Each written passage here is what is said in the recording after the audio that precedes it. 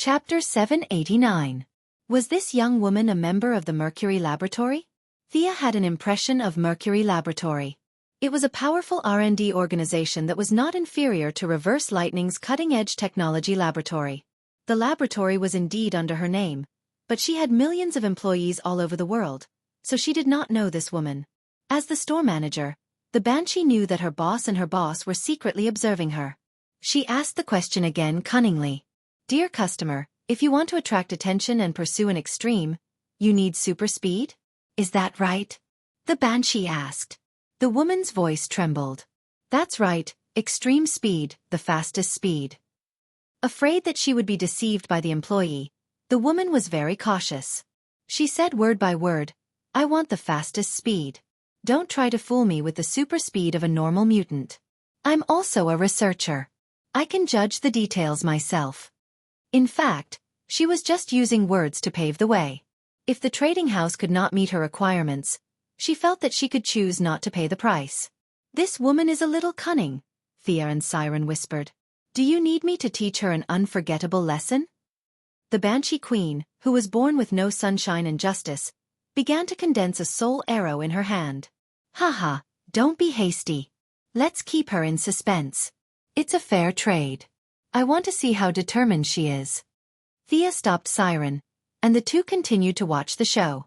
Do you know the Flash of Central City? The young woman felt that the store manager in front of her was a flirtatious B*TCH. She suspected that the store manager was not in the same dimension as Earth. In the end, she was proven wrong. The Banshee store manager nodded. We know the Flash. The young woman was a little surprised. She thought that this store was an independent place, but now it seemed that it was not so simple. However, she did not dwell on this question. Instead, she asked, Can you provide that kind of speed? Yes, but the price is unimaginably high. I'm willing to pay as long as I have it. The young woman's eyes shone with a kind of conviction. Even if it was only for a second, she wanted to show off in front of others. Thea looked at the woman calmly. After being ignored for a long time, her vanity had reached an unimaginable level. No wonder Siren said that she was the most stubborn. After her glory days, she was destined to embark on a different path. She was the person he needed to find. Thea raised her hand and performed a partial time stop, slowing down the young woman's consciousness by 1,000 times. I'll be back soon. After saying that, Thea returned to Central City. She called Caitlin out. When they were on Earth 2, Caitlin and Dr. Wells had researched the speed potion V9. It was because of this potion that extreme speed was able to surpass Barry by a large margin. However, Thea had intercepted the world's speed and defeated extreme speed. The two speed potions that were originally created had been kept in Caitlin's hands. Knowing her intentions, Caitlin hurriedly made 5 bottles and gave them to Thea, including the 2 bottles she already had. After returning to North Carolina, Thea had to package the potions slightly. Test tubes and solutions looked like technological products, which was not conducive to the mysterious atmosphere of the Room of Everything. She removed the modern elements and took out a tree heart from the tree outside. She hollowed it out and poured the potion inside. Considering the young woman's physical endurance, she was not extreme speed or Barry. She was just an ordinary person. Even if she relied on the potion to increase her speed, her body would not be able to withstand the long-term consumption. She made 3 bottles of the tree heart version of the potion and gave them to the Banshee shop manager. With a snap of her fingers, Thea cancelled the partial time stop. The young woman's consciousness was still in the conversational stage. She continued to ask with uncertainty, Can you let me have that kind of speed? The Banshee shop manager knew that the boss of the Banshee shop manager valued this woman very much. She restrained her attitude and answered seriously, Yes, absolutely. But your body can't withstand that kind of speed. If you use it, we're afraid that you... The young woman interrupted her. I'm a scientist. I know the consequences. I just want to know, what is the price to pay for that kind of speed? Your soul. After your death, your soul will enter my master's country and will serve him for a very long time. The Banshee shop manager said eerily. The young woman was skeptical. The scientist part of her did not believe a word. What soul? She must be lying. But if the other party could really use the speed of the Flash, she felt that the other party was not bluffing. She was both skeptical and expectant. That was how she felt at the moment. After a little hesitation, she thought of the legend that a third-tier Hollywood star suddenly awakened an incredible talent overnight. Her thoughts became firm again. No matter if it's true or not, this is my choice. Come on. Seeing that she had made up her mind, the shop manager took out 3 fist-sized tree hearts and put them on the table. Such a fantastical design really surprised the young woman a little. Did the Flash also use this thing to obtain his superpowers? Drink the liquid inside and you will gain super speed. It will be comparable to the Flash's speed. The young woman picked it up and looked at both sides. The design was quite human-like. There was a gap at the side of the tree heart. When one wanted to drink it, one could just tilt one's neck and fall down. Shaking it, there seemed to be the sound of water. Looking through the gap, one could vaguely see that there was a blue liquid inside. It will take effect for about 3 seconds. Is there anything else you need? Actually, it only took a second for the intravenous injection to take effect. Thea's oral version was slower, but the effect was the same. Keeping the 3 strange tree hearts, the young woman left the shop without looking back. That night, at a charity banquet in Central City, the young woman named Eliza Harmon finally took her first step. Under the watchful eyes of the crowd, she transformed into a yellow bolt of lightning and stole everyone's wallets. Using the code name Ballistic, she committed several crimes consecutively. The entire city was spreading the news that the Flash had finally turned bad. Hearing the news, Barry hurriedly chased after her. A pirated version of her super speed was definitely not as good as her own son. Harmon fell behind by a large margin. The woman was ruthless and drank another bottle of reagent. Only then did the two of them catch up. Barry's words did not dispel her obsession. Instead, it made her walk to the edge of being more radical. Miss Ballistic chose to drink the 3rd bottle of reagent. At the crucial moment, Thea could not bear to see her turn into ashes. With a flick of her finger, she knocked away the magical bottle in her hand. Miss Ballistic clearly recognized her. She glared at her and wanted to scold her. Let's stop here. Thea pointed her finger in the air. Miss Ballistic, whose body was already on the verge of collapse, had no strength to fight back and was knocked unconscious.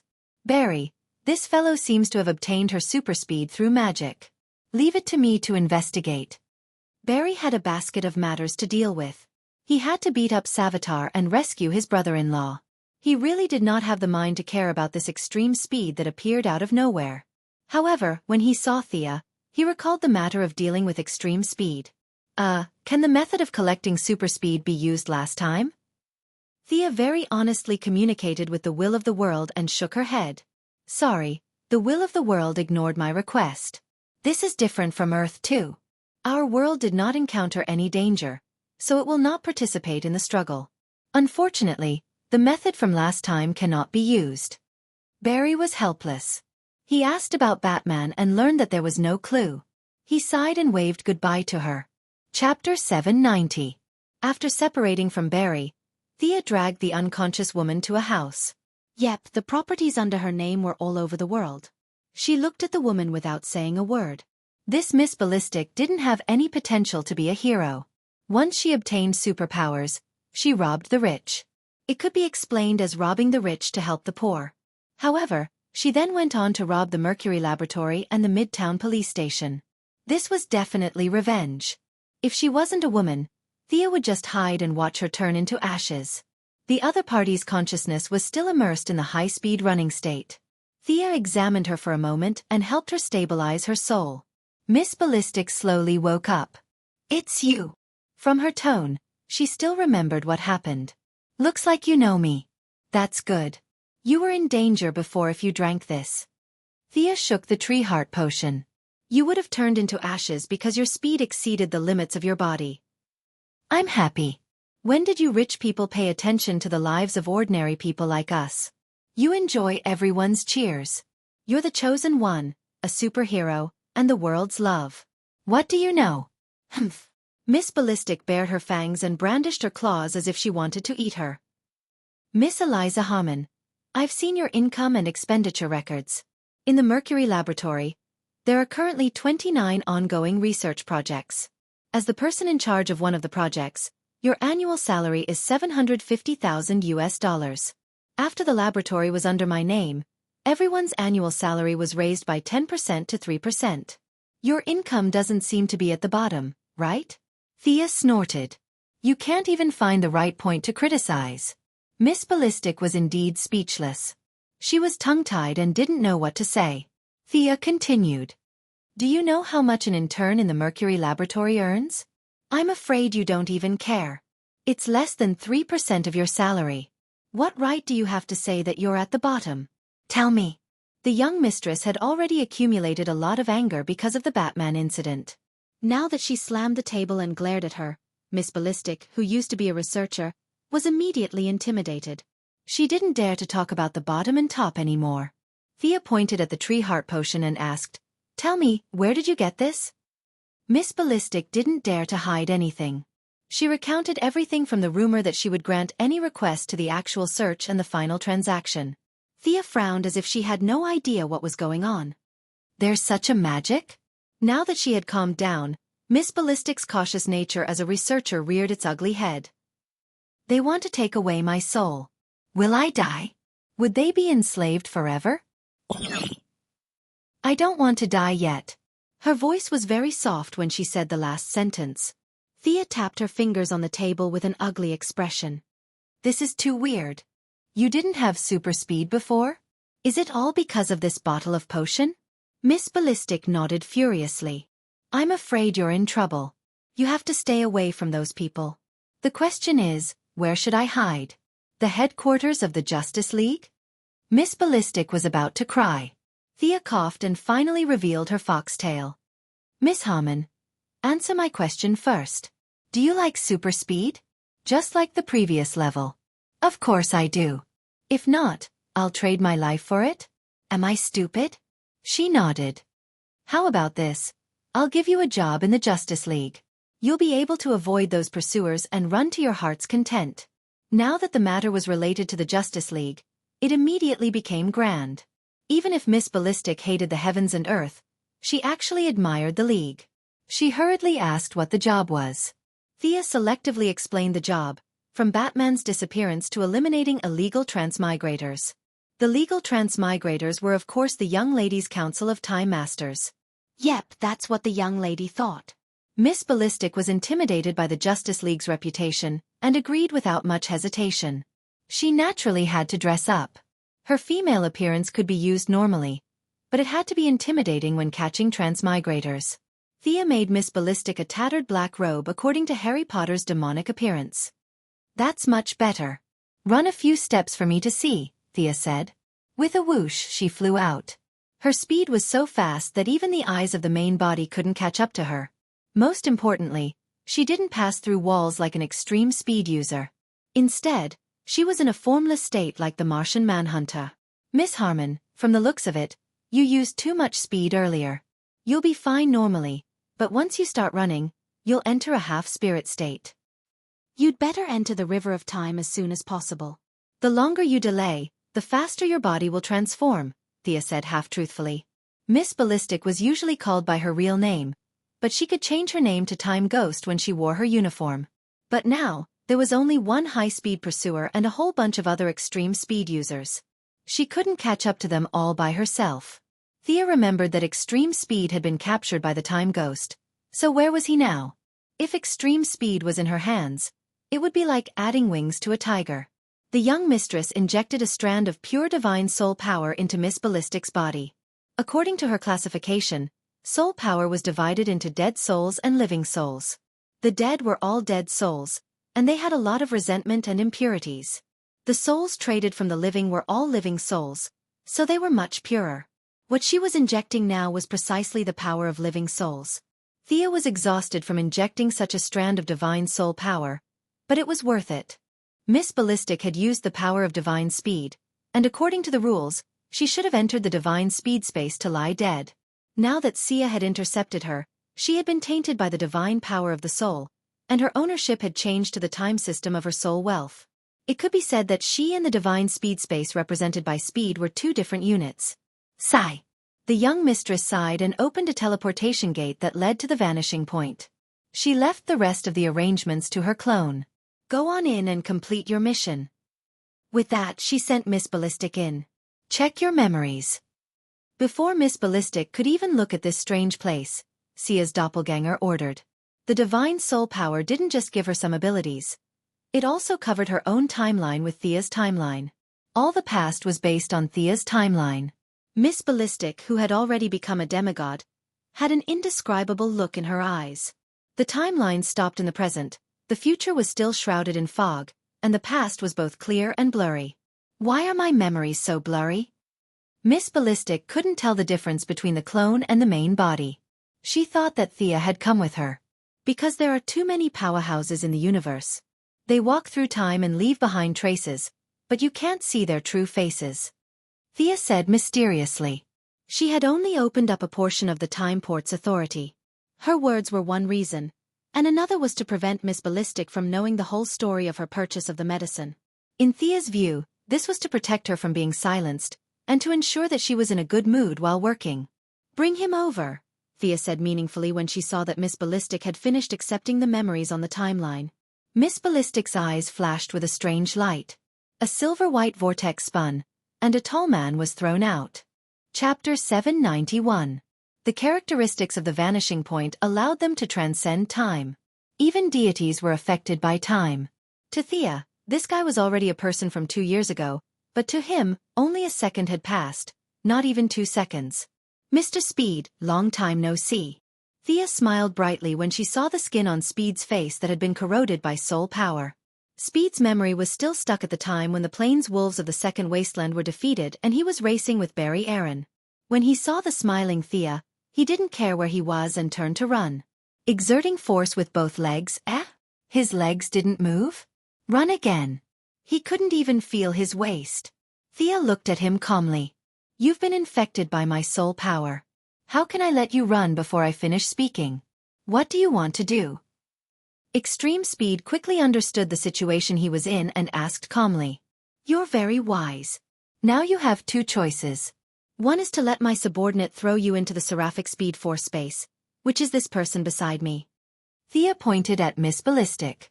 The other is to turn into black lightning and work for me. Mr. Speed, make your choice. Speed kept looking at this strange island from the corner of his eyes. His knowledge far exceeded Miss Ballistic's, and he quickly realized that this place was independent of the timeline. Humph, what's the difference between the two? He probed. Hee, you want benefits? Sorry, I don't pay you, but I'm much more humane than the seraphic speed force space. If you enter the seraphic speed force space, you'll only become a part of the space. Your past, memories, abilities, and speed will all become nutrients for the space. If you work for me, you'll still be you. The job is also very simple. You just have to catch some extremely fast people who destroy the timeline. How about it? Very generous, right? Was it to completely erase his consciousness or to work for someone else? He quickly and happily agreed, and received a Black Lightning sock puppet account. Thea knew that this guy was still thinking about escaping, but she didn't care. She could sense the subtle changes in the soul. After a few attempts and realizing that he couldn't escape, Mr. Speed would fall in love with this job of eating, sleeping, and fighting transmigrators. Now Thea understood why Caitlin was able to one-shot Black Lightning in the future Battle of Savitar. It wasn't because Caitlin was strong, but because they were all under the same boss. It was all an act. Thea was overjoyed that she managed to snatch 2 powerful employees from the space of divine speed. Miss Ballistic handed over the Godspeed device specially made for her main body to her clone. Thea's doppelganger saw that she and Extreme Speed had nothing to do, so she grabbed them to help out. One of them was a scientist at the Mercury Laboratory, while the other was a scientific expert who could improve speed potions. The 3 of them were busy for a few days, and the super machine named Arcane Nuclear I-2. 0 was finally up and running. The huge changes in the timeline were categorized and marked. The super high computing speed and powerful energy source, as well as the behemoth special trait of being immersed in the river of time for a long time, finally stopped them from having to search for Batman like headless flies. After Extreme Speed failed to escape several times, he decided to behave for the time being. In order to test the performance of Arcane Nuclear I-2, 2 powerful fighters were sent out to find transmigrators, and then there was only one word: fight. For a while, a bunch of speed users in the river of time met with bloody misfortune. Thea sat behind the screen and watched as the two of them chased the speed users around like chickens and dogs. From Barry Allen, Don Allen, Bart Allen, Celia Allen. The heroes of the three great speed user families, the Allen family, the West family, and the Swan family, were chased to the point of no return. The problem of the speed users randomly crossing timelines was finally solved. Thea finally had time to look at the results of the Golden Vanguard's training after dealing with the speed users. She was almost pissed off when she saw the results. Classic soldiers. They were genuine soldiers with an average age of 45 and above. They were experts at bragging and chatting, but as for combat? You must be kidding. These people are not good enough. If we throw them into a primitive society, I'm afraid they will starve to death before the time error is corrected. Thea pulled the Golden Vanguard aside and said with some dissatisfaction. The Golden Vanguard was also very distressed. He was a quarterback and had no problem playing football, but it was really difficult for him to train soldiers, especially under the premise that the quality of the soldiers was so poor. Well, let's arm them with high-tech weapons? In the end, he said this after hesitating for a while. Oh, you're willing to provide high-tech weapons? Thea was a little surprised. The Golden Vanguard hurriedly waved his hand. Not me, it's you. They can use the weapons you provide. Thea looked at his serious face and did not know what logic was in it. After thinking about it, she still had to contact the main body. 3 days later, the main body got a lot of weapons and warships and directly atomized them into a package, which was sent to the vanishing point by the Golden Vanguard. They were once again atomized and distributed. Looking at a group of uncles and aunties holding energy guns and touching the warships, Thea did not know who to complain to. Of course, the equipment was from the Alien Administrative Committee. The warships were copied from the one on the moon of planet Dynamo. Its stealth ability was top-notch, but its combat ability? Let's talk about something else. Not to mention the energy guns. Back then, Thea had wondered why the technological weapons of the Master of Time Council were so weak. Now, the truth was finally revealed. These were all knockoffs made according to the alien weapons, which were not more than 20 years old compared to the current human technology level.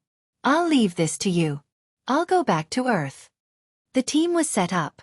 The doppelganger did not explain much and handed the task of searching for Batman and eliminating the time error to the Golden Vanguard. Her spiritual power was divided between 2 places, and it was too much for her. She had to go back and rest for 2 days. After lying in the White House for 2 days, she was kicked out by Moira. According to her mother, she was so busy that her feet hit the back of her head, but she was sleeping by the side? Just stay where it's cool. Walking alone on the street, Thea was a little distracted. In fact, she still had a lot of things to do, but she did not have the energy to do them. Now, she just wanted to lie down. On the other side of Earth, Diana was working hard to teach her disciple, and Thea did not want to disturb her. The people of the main alliance were either fighting monsters or on the way to fighting monsters. They were all busy. The young lady was sitting on a bench on the side of the road in a daze. While her mind was wandering, she saw a familiar figure walk past her. Kara. The young lady hurriedly grabbed the distracted Supergirl. She was just walking when a living person suddenly jumped out from beside her. The young lady was really shocked, and only when she saw that it was Thea did she breathe a sigh of relief. The young lady, who was also a little unhappy, sat down beside her. Chapter 792. Seeing that Kara had something to say, Thea did not want to sit on the side of the road for onlookers, so she interrupted her. Let's go for a drink.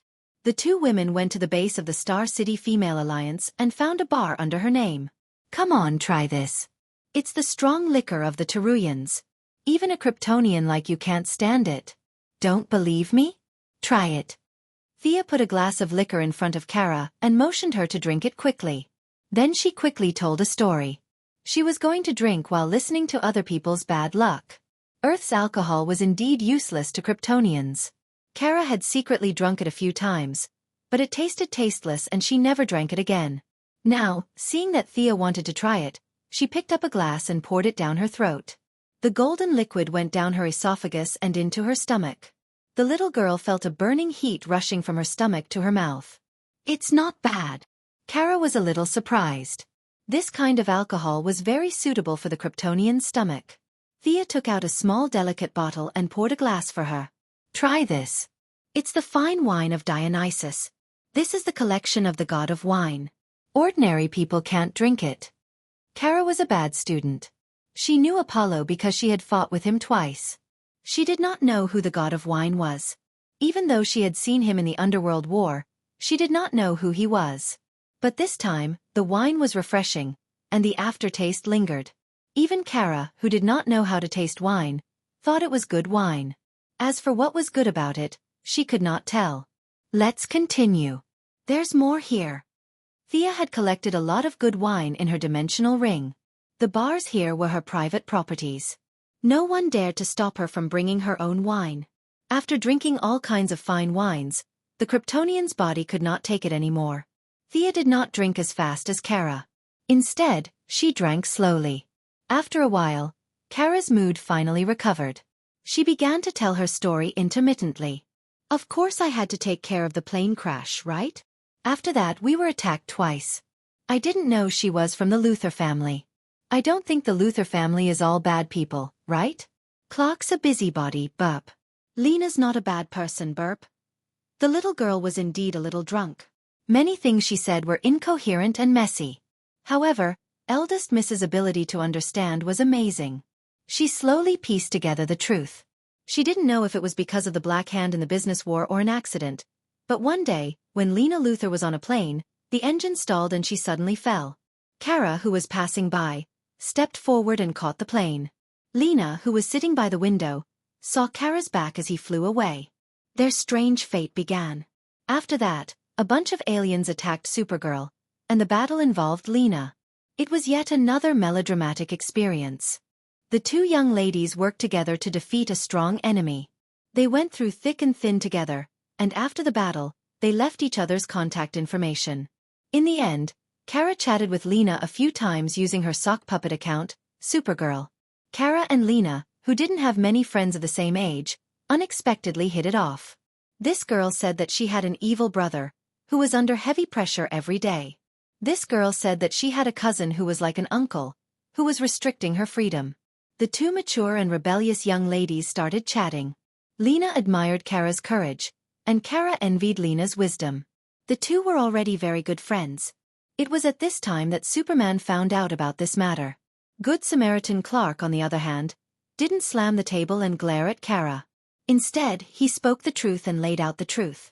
He earnestly talked nonsense with Kara for an entire day. In conclusion, there were no good people in the Luthor family. Little Supergirl naturally resisted strongly. In her heart, she was her cousin. How could she be educated by her cousin? Superman's temper was unusually good. What's more, Kara was his only remaining Kryptonian relative. He didn't say anything harsh, but he implied that his son was already 10 years old, and she was only a few years older than him. So, she should listen to him. Kara was very unhappy, but she was amenable to coaxing and not coercion. Superman's gentle words didn't make her refute. She could only run out in a huff and was picked up by Thea, who had nothing to do. Thea considered her words. I've seen Lena. Although she's Luthor's sister, she's not a bad person. You're right. Kara, who was a little drunk, patted Thea's shoulder. She was so strong that an ordinary person would have been killed. From Clark's point of view, there are no good people in the Luthor family. This is too biased. Lena has never done anything bad, and Luthor isn't simply a bad person either. I've dealt with Luthor a few times. Although he's arrogant, vain, and ambitious, he has a bottom line. He's protecting the Earth in his own way. To some extent, he's a bit like Batman. He's worried that the Kryptonians will lose control, so he's deliberately researching countermeasures. In fact, strictly speaking, there's only one bad person in the Luthor family, and that's their mother. She's really bad. Thea had never regarded Luthor as an enemy. He was a charismatic figure. Without her Superman and Batman, he would undoubtedly be a leader who would lead mankind to the top. She, who controlled the global resources, knew very well that the Luthor family could be said to be divided into 3 parts. Lena was still maintaining the old Luthor group, which showed signs of revitalization in her hands. She was considered a moderate. After Luthor was released from prison, he quickly sorted out his previous contacts. He had developed a set of photovoltaic power equipment in prison, and was currently laying the groundwork. He was considered a neutral party. Their mother, Letitia Luthor, was the epitome of menopausal syndrome in Sia's eyes. This old woman had taken over the Cadmus project and hid underground every day to do all kinds of research. She would do anything to deceive people. She was definitely a radical. However, she didn't have Luther's wisdom, nor Lena's affinity. She was ambitious but not talented. After several years of hard work, she hadn't achieved anything. Thea had been too lazy to pay attention to her. Hearing Thea talk about Luther and Lena's mother, Kara resonated. Yes, this woman is too bad. Don't worry about Clark. Trust your own judgment. If you think Lena is a good person, it's not a big deal to be friends with her. Don't worry about Clark. He's just scared of Luther. Coward. Kara, the younger cousin, scolded her older cousin in disdain. Thea also drank a lot. She patted her chest and said, "Be brave. What are you afraid of? Look at me, I'm not afraid at all.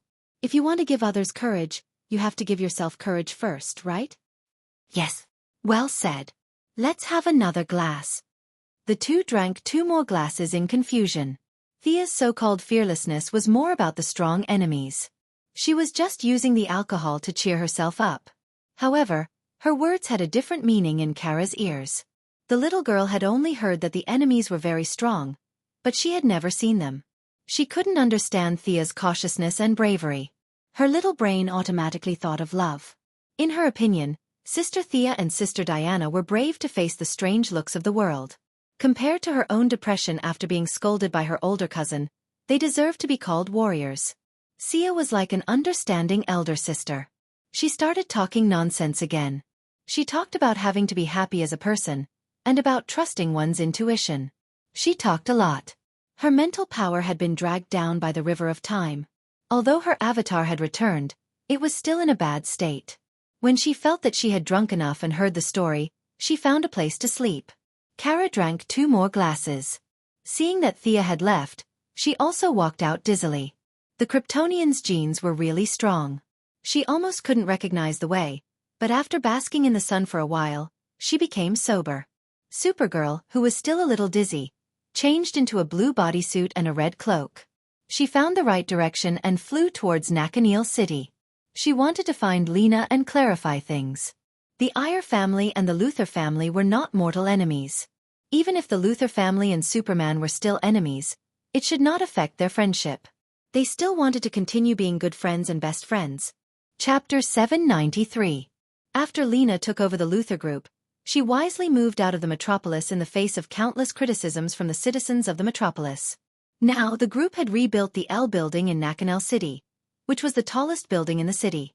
Many people saw her confidence in restoring her reputation. It could be said that the Luther group had walked out of the haze and recovered some of its vitality. Kara and Thea drank lunch and flew dizzily. When they arrived at Nakaneel City, the sunset had already been left behind. The little girl was very calm. She wanted to have a good talk with her good friend. She didn't jump in through the window. She felt that if they were friends, then they should know each other's true identities. There were heroes everywhere. It didn't matter if she had to hide it from ordinary people. Did she need to hide it from her friends? She was going to use her real name to meet Lena. Kara took off her cloak and tights and changed into a plaid shirt, jeans, and large-rimmed glasses. She looked around and saw that no one was paying attention to her.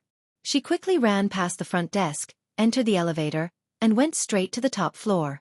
She was familiar with the way to the door. Just as she was about to push the door open, she heard a faint quarrel inside. However, the soundproofing effect of the door was too good, so she couldn't hear it clearly. Kara took off her glasses and used her ability to listen to the noise inside. "I won't give you money to do those harmful things. It's a crime. You've turned the reputation I've worked so hard to restore into a joke. I don't want to see you again. Please leave." A young woman's voice sounded. It was loud and powerful, showing the owner's firm belief and unwavering determination. Kara could tell that it was Lena Luther. "Shut up. The whole Luther group is mine. You're just the adopted daughter of the Luther family. If it weren't for Lex's protection, you wouldn't have the right to talk to me like that." An old woman scolded Lena. Lena sneered. "Adopted daughter?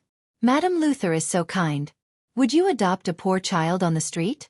Do you think I don't know? Lex and I are half-siblings. Adopted daughter? You have the nerve to say that. My mother died without knowing the reason. Don't tell me you don't know anything. The old woman shouted angrily. You're just a wolf. Go and subdue her. Get her to sign and transfer the funds to the project. Then, there seemed to be fierce resistance from inside. Unfortunately, Lena was just an ordinary person. She might have some self-defense skills, but in the face of the thugs brought by her stepmother, her resistance was extremely weak. However, the goddess of luck was on her side today. She was powerless to resist. There was a fierce woman outside the door, a slightly drunk fierce woman. Kara threw away her glasses and kicked the door open. She then knocked out the stepmother who was threatening Lena with a gun. She had always disliked this old woman, and now she looked like a bad person. But when dealing with another tall man, Kara was sent flying with a punch. You are? At this time, Kara was not wearing tights or a cape, but she was a supergirl. Lena quickly confirmed the identity of this reinforcement. Kara gave her a reassuring look and assumed an attacking posture, concentrating on the enemy in front of him. Another Kryptonian? Huh. The tall man let go of Lena and looked at Kara gloomily. If Thea was here, she would definitely recognize this guy. This guy used to be Luther's subordinate, the Metal Man. He once fought to a draw with Red Whirlwind. After the Battle of Doomsday, he joined Luther's mother. With his ruthless style and metal body, he had been an important fighter in the Cadmus project. Kara did not know how powerful the enemy was. She only felt that she was very weak now. She thought it was the effect of being drunk. Until the enemy tore open his coat and revealed a large green piece of kryptonite on his chest, she knew what the problem was. Lena, run, I'll hold him back. Kara wanted her new friend to run. However, she looked so weak that no matter how he looked at it, he didn't feel at ease. Lena was quite a brave person. She did not abandon her friend and run away alone. Instead, she took out a pistol from under the table and pointed it at the Metal Man. Seeing that she did not run, the Metal Man laughed. He was not good at speed and could not catch two people at the same time. Now it was convenient. He pounced on Lena, ready to knock out the target of this mission. After that, he would deal with Supergirl, who was dizzy under the radiation of the kryptonite. Bang! Lena's marksmanship was very accurate. She shot the Metal Man in the forehead. But as Luther's weapon against Superman, how could he be hurt by a gun? The bullet hit the left side of his forehead with a crisp sound of metal hitting metal. It only left a hole in his skin before the bullet fell out. D*MN, bionic skin? Is this the Terminator? Lena's legs went weak when she saw the 2-meter-tall giant pouncing on her. At the critical moment, Kara flew up and kicked the Metal Man's waist. Kryptonite weakened her greatly, so her kick didn't even have 1/10 of her usual strength. Fortunately, Kara's close combat skills were much better than Kara's after being ravaged by Fiora and Alex several times. She used a clever move and borrowed the enemy's strength to kick him down. The Metal Man patted the dust and stood up indifferently. He had a metal skeleton and a kryptonite heart. These were his trump cards. He might be strong against ordinary people, but he could easily crush the Kryptonians. The Metal Man was like a bison, pressing down on the two girls. Lena was stronger than ordinary women, but there was a limit to her strength. The mission to defeat the enemy was still up to Supergirl. Miss Thea had to be mentioned. She had built a red radiation room in the Female Alliance's base. Kara had been dragged in by Thea several times and beaten up by her. Kara was not too disappointed by the sudden loss of her superpower. It could be said that the weakening of the kryptonite did not disintegrate her fighting spirit. Kara tilted her head to avoid the Metal Man's straight punch.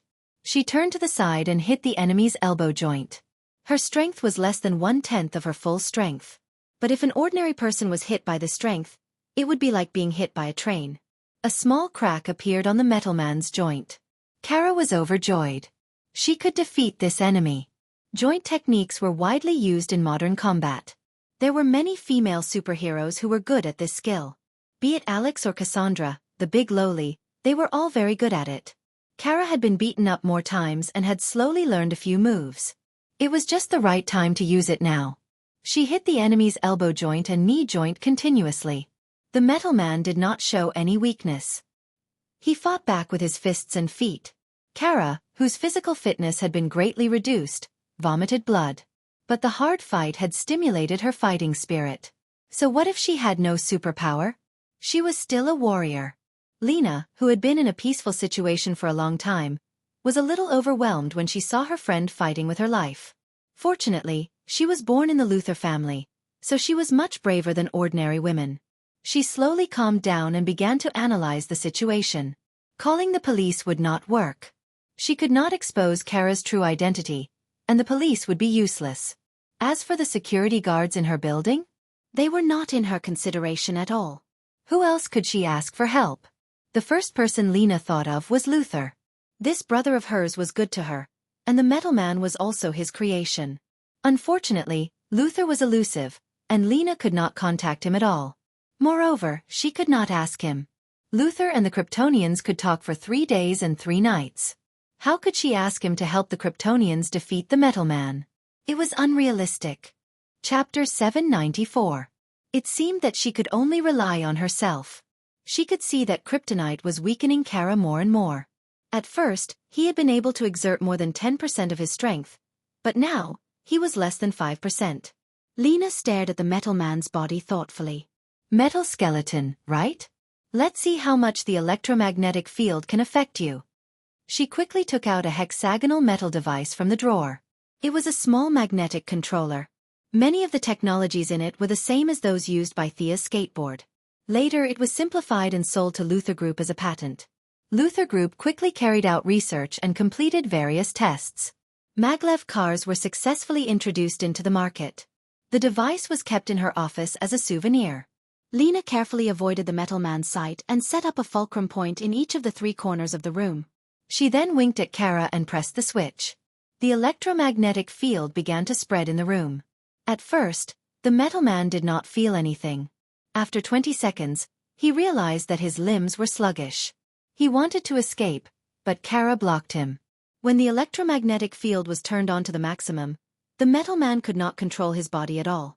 Kara knocked the Metal Man out like a dead dog. Lena hurriedly turned off the electromagnetic device. The 2 girls breathed a sigh of relief. The kryptonite in the Metal Man's chest could not be removed. If it was removed, he would die. However, they could not ignore this huge threat. Lena was indeed Luther's sister. She took out various high-tech devices and tested them. Finally, she covered the Metal Man's heart with a box made of lead and set a complicated password. If someone tried to crack it by force, the box and the heart would be blown to pieces. Without the influence of the kryptonite, Kara, who was about to collapse, immediately recovered. He called the Martian hunter, who quickly sent a DEO agent to take the Metal Man away. As for Lena's evil adoptive mother, she was taken away by the police for attempted kidnapping and extortion. Lena knew that her adoptive mother was very powerful and would probably be released in a few days.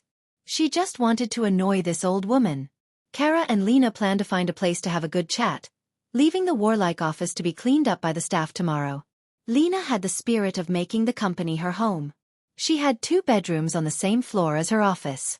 Kara was badly beaten up. The radiation of the kryptonite had disappeared, and his body's self-healing ability began to take effect. Although his head and face were covered in blood, his body had already recovered by more than half. As his sister, Lena had seen many of Luther's experiments and knew a lot about the Kryptonians. She asked Kara to change her clothes. "I'm fine.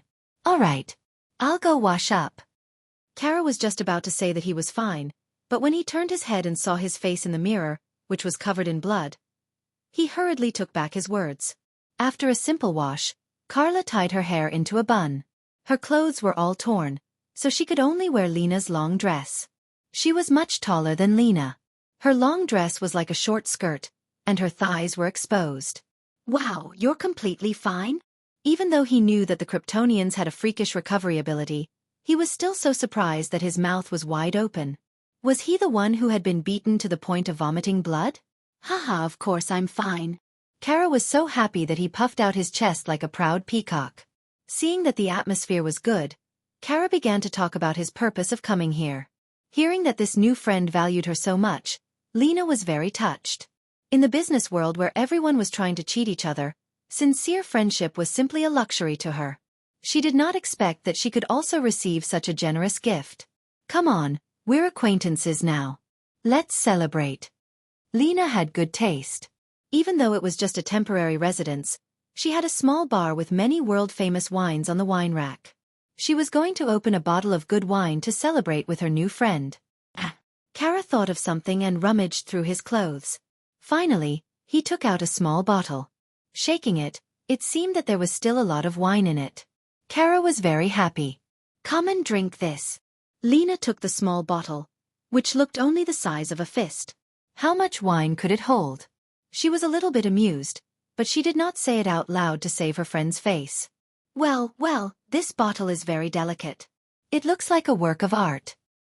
I got it from Sister Sia's place. I heard someone brewed it?" Kara tilted his head and scratched his cheek for a long time. She really could not remember the smelly and long name of Dionysus. She only remembered that the wine was very delicious. Thea said that she would give it to her to drink slowly. At that time, she was dizzy and directly put it in her pocket. She did not expect that the small bottle was still intact. Hearing that it was Thea's, Lena was a little bit moved. Luther and Batman were quite similar in some aspects. Luther had collected a lot of information about Milady. As his sister, Lena also knew a lot of legends about Milady. Soon, she discovered the magic of the small bottle. After filling 2 glasses and shaking the bottle, the wine was still in the bottle. Even the weight of the bottle did not change. Drink it, drink it. As a poor student, Kara did not care about the weight of the bottle or the scientific problems involved. She just wanted to let her new friend taste the wine. Lena also put down her doubts about the wine bottle. She didn't try to be mysterious. Instead, she took a look at the golden liquid and drank it slowly. Well, it's delicious. The mellow liquid slid across the tip of her tongue. This was a kind of wine that quietly warmed the blood. Lena was sure that she had never drunk such good wine. Come, let's celebrate today's victory. Kara also drank a glass. The two of them drank 1 glass after another. At this moment, the enmity between the Iyer family and the Luther family was thrown to the back of their minds. The dispute between Earthlings and aliens was no longer the main point. They were just 2 young girls under tremendous pressure. How dare he control me? Who does he think he is? I must teach him a lesson next time. Kara had drunk too much. The wine of Dionysus was famous for its lasting effect on Mount Olympus. If she fell asleep like Thea after drinking it, it would be fine. Unfortunately, Kara had a big fight with the metal men first. When her blood was boiling, she drank a second round. At this time, she was a little out of control and spoke incoherently. Fortunately, she remembered that she could not expose Superman's name, so she referred to him as him. Compared to Kara's strong body, Dionysus's wine was even more unbearable for ordinary people like Lena. She was known for her calmness and wisdom. At this time, she had forgotten her surname.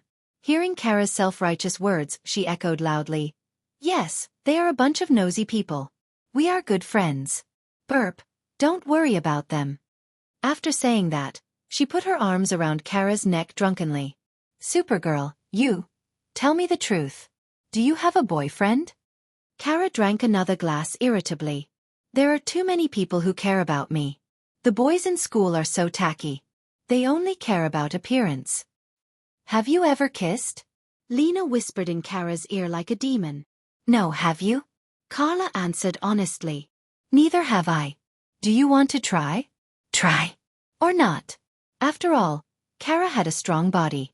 In fact, there was still a trace of sobriety in her heart. Lena's words made her hesitate a little, but when she thought of the courage that Thea had talked about, she finally decided to try.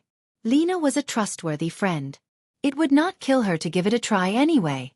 The 2 women were self-taught. They tilted their necks and smelled each other's breath. For a moment, they were a little intoxicated. 500 words are omitted here. Chapter 795. The sun shone through the thick curtains and shone into the room. Kara, who was a little dizzy, finally woke up.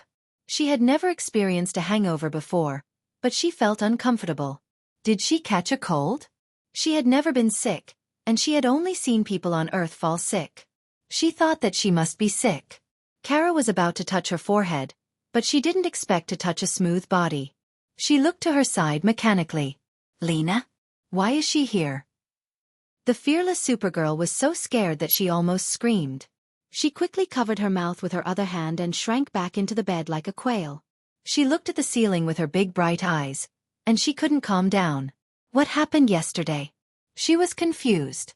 After a long time, she recalled the part where they fought the metal men and drank together. What did I do after that? She seemed to have asked Lena if there was any secret to becoming bigger. Lena said to just rub it. Kara didn't know if she did or not.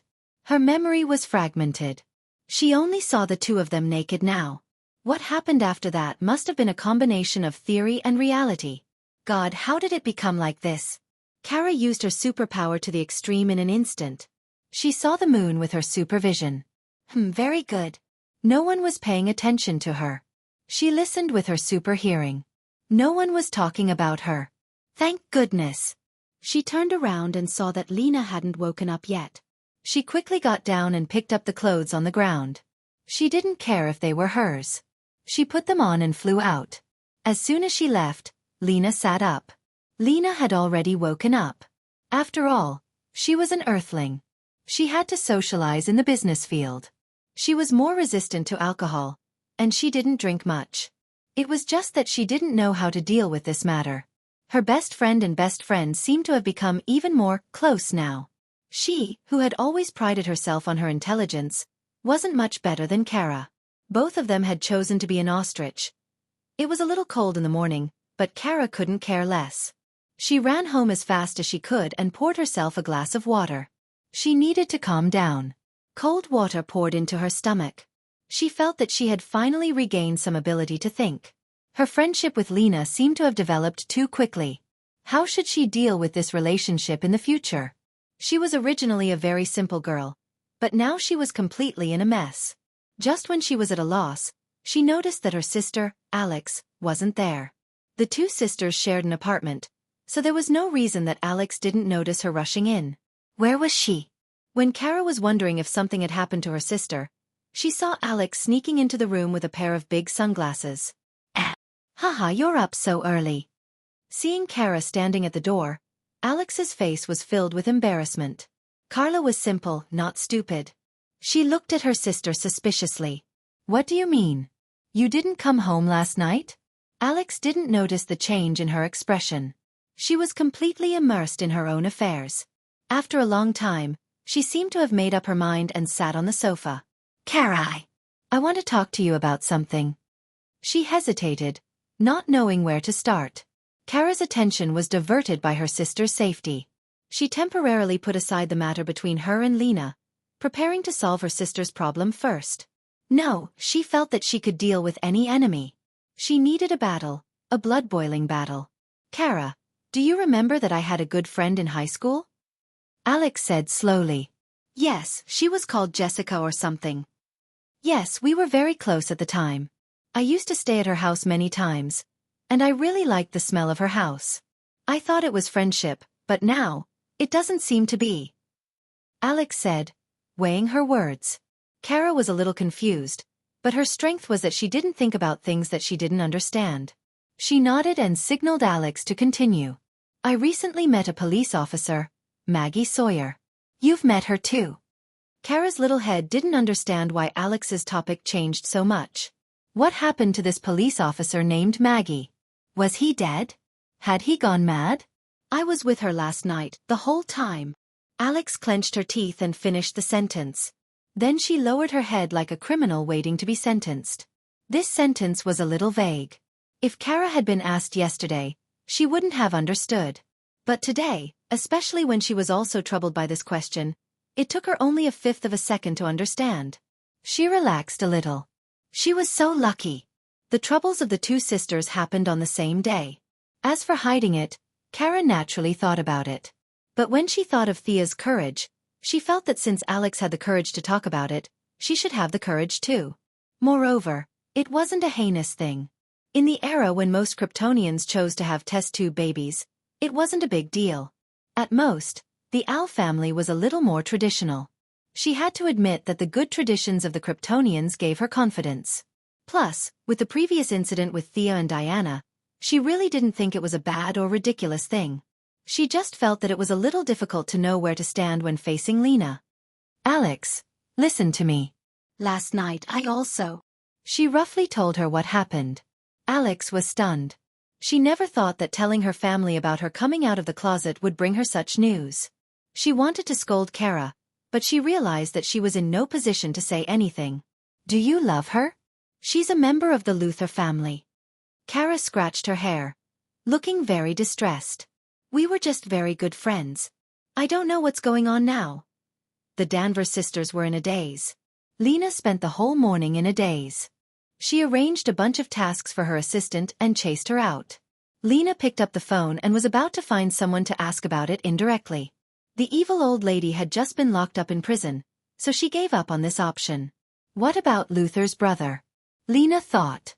If she talked to him about it, he would explode. She gave up on this option too. After thinking about it again and again, she called Miss Maisie. As Luther's former bodyguard, they naturally knew each other and had a good relationship. For a while, she even thought that Miss Maisie would marry Luther's brother and become her sister-in-law. After rambling for a long time, when she seemed to be chatting casually about women, something unexpected happened. The secretary was full of praise. Generally speaking, it was very good, and indescribably happy. Lena hung up the phone, dumbfounded. She couldn't help but ask herself, was it really that happy? She thought about what happened last night. Her memory was blurry, but she seemed to be quite happy. There was no burden or pressure at all. She turned on the computer and searched for Supergirl's majestic photo. She touched the screen gently. Her heart was filled with that living person. She was strong, optimistic, and cheerful. Kara had all the qualities she wanted but couldn't have. Lena twirled the pen in her left hand and fell into deep memories. From the first time they met, to the few times after that, it was as if there was a thread of fate that connected the two of them. She thought about what happened last night. She felt like she was flying on the clouds. That intoxicating and dreamy experience was still lingering in her mind. That didn't seem too bad. Chapter 796.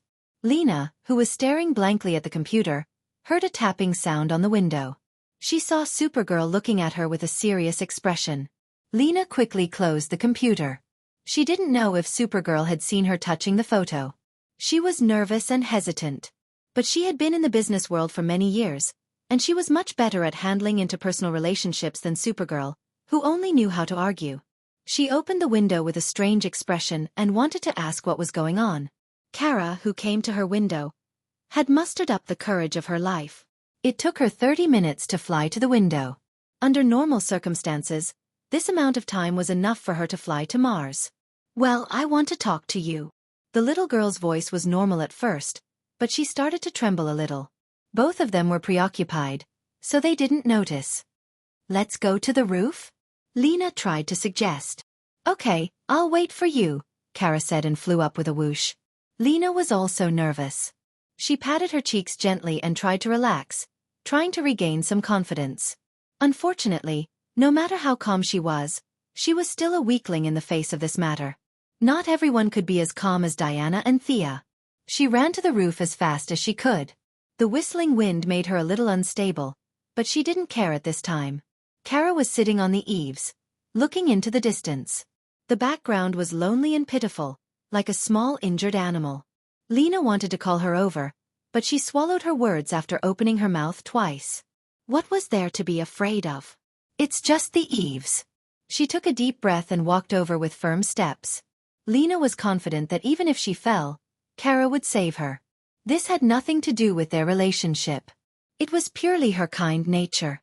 Wow, why are you here? Kara was shocked to see Lena sitting next to her. She was a Kryptonian, so she was not afraid. She would be fine even if she fell from the moon, let alone this height. But Lena didn't have that ability.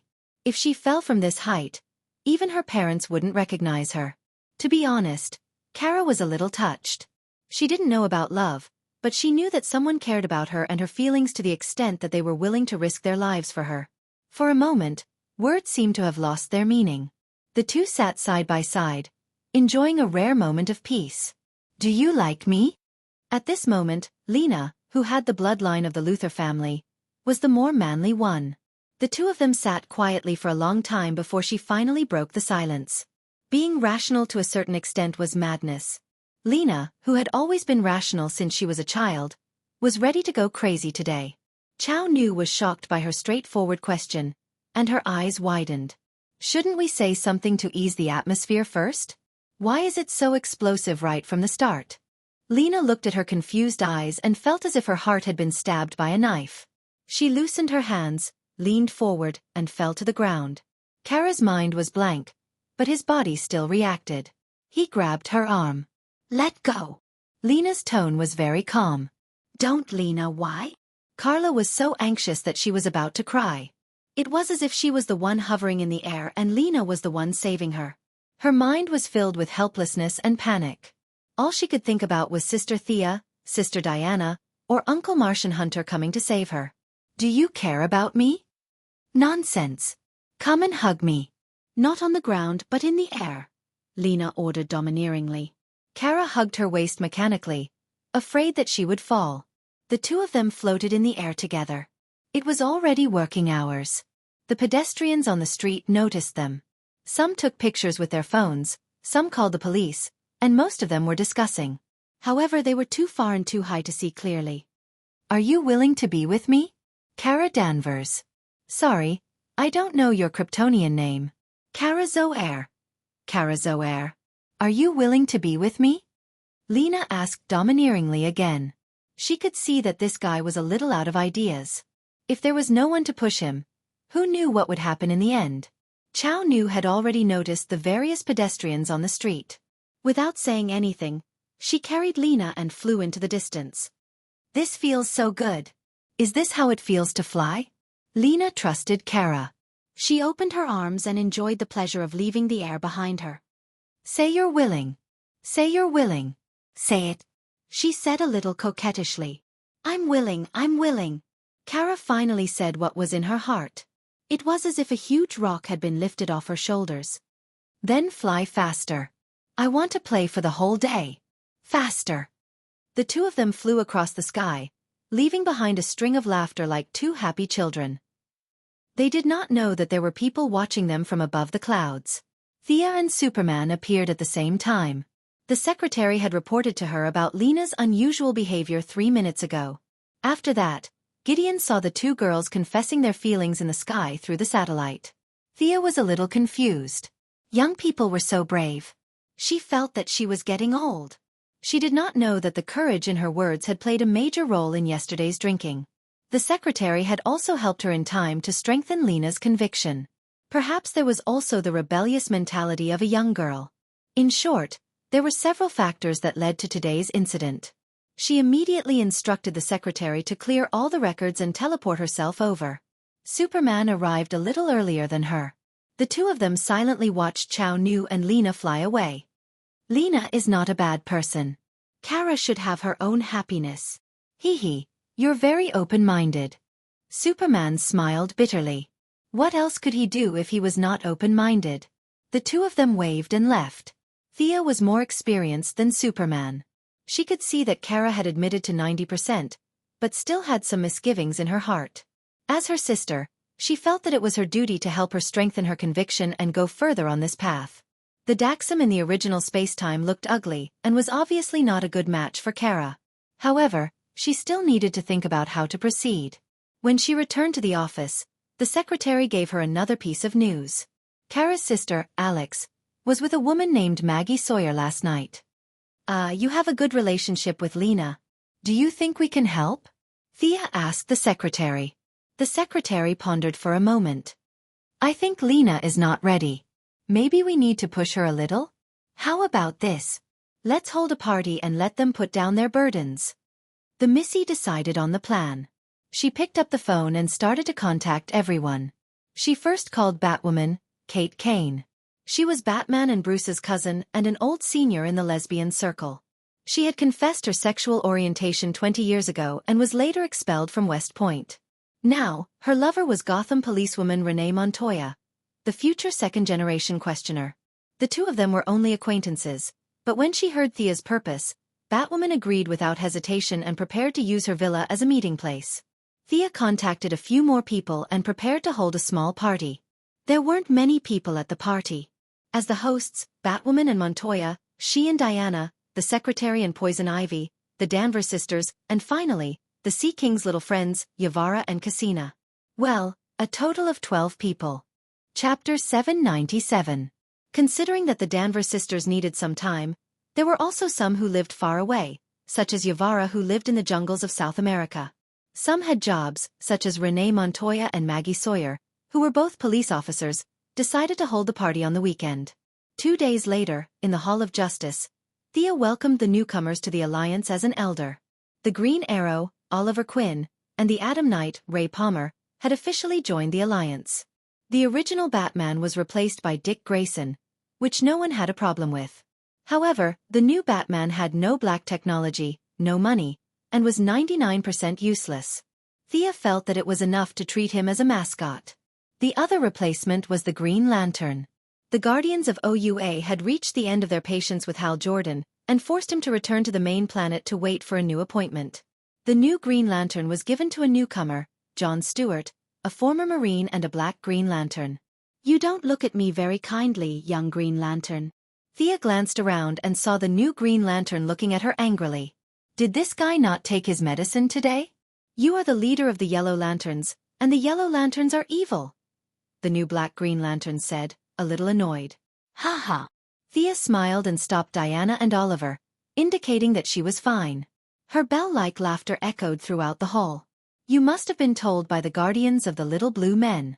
They want you to replace Hal Jordan? Their political skills are still so stiff." Thea immediately put a big label on the black Green Lantern. Although Hal had a lot of bad habits, he got along well with the Alliance. Whether it was the Flash or the Green Arrow, they were all very good friends. Now that they heard that he was transferred away because of political strife, the few of them looked at John Stewart unkindly. The black Green Lantern did not realize that Thea was using Hal Jordan's popularity to isolate him. He was still talking about how evil the Yellow Lanterns were. "The Yellow Lanterns sacrificed a lot in the last war. They are not evil." Diana stood up immediately.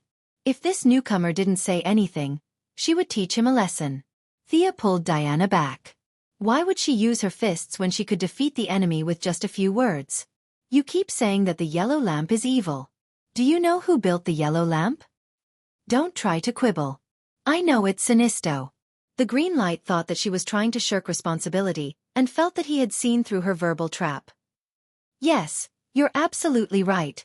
Evil Sinisto. Is that what the Guardians say?" The black Green Lantern nodded, as if mentioning Sinisto's name tarnished his honor. Thea found it a little funny. "I'm afraid the Guardians didn't tell you that the powerful lamp ring on your hand was worn by Evil Sinisto when he was in the Green Lantern Corps, right?" "Ha!" John Stewart's expression instantly turned interesting. At first, it was disbelief, then suspicion, and finally horror. However, his dark expression didn't make it obvious. "Why didn't you throw away such an evil thing? Buried? Destroyed?" She continued. "The Guardians that you think represent justice probably didn't tell you that they built a space peacekeeping force before the Green Lantern Corps, Mechanical Hunters. These mechanical hunters went out of control and slaughtered an entire sector of intelligent life. That's why they built the Green Lantern Corps. Mr. Stewart, do you know that the survivors of this sector built the Red Lantern Corps? Do you know that they want to take revenge on the Green Lanterns? Do you think these survivors are evil? 79 planets with nearly 150 billion intelligent life were slaughtered by the Guardians that you claim to be incomparably righteous.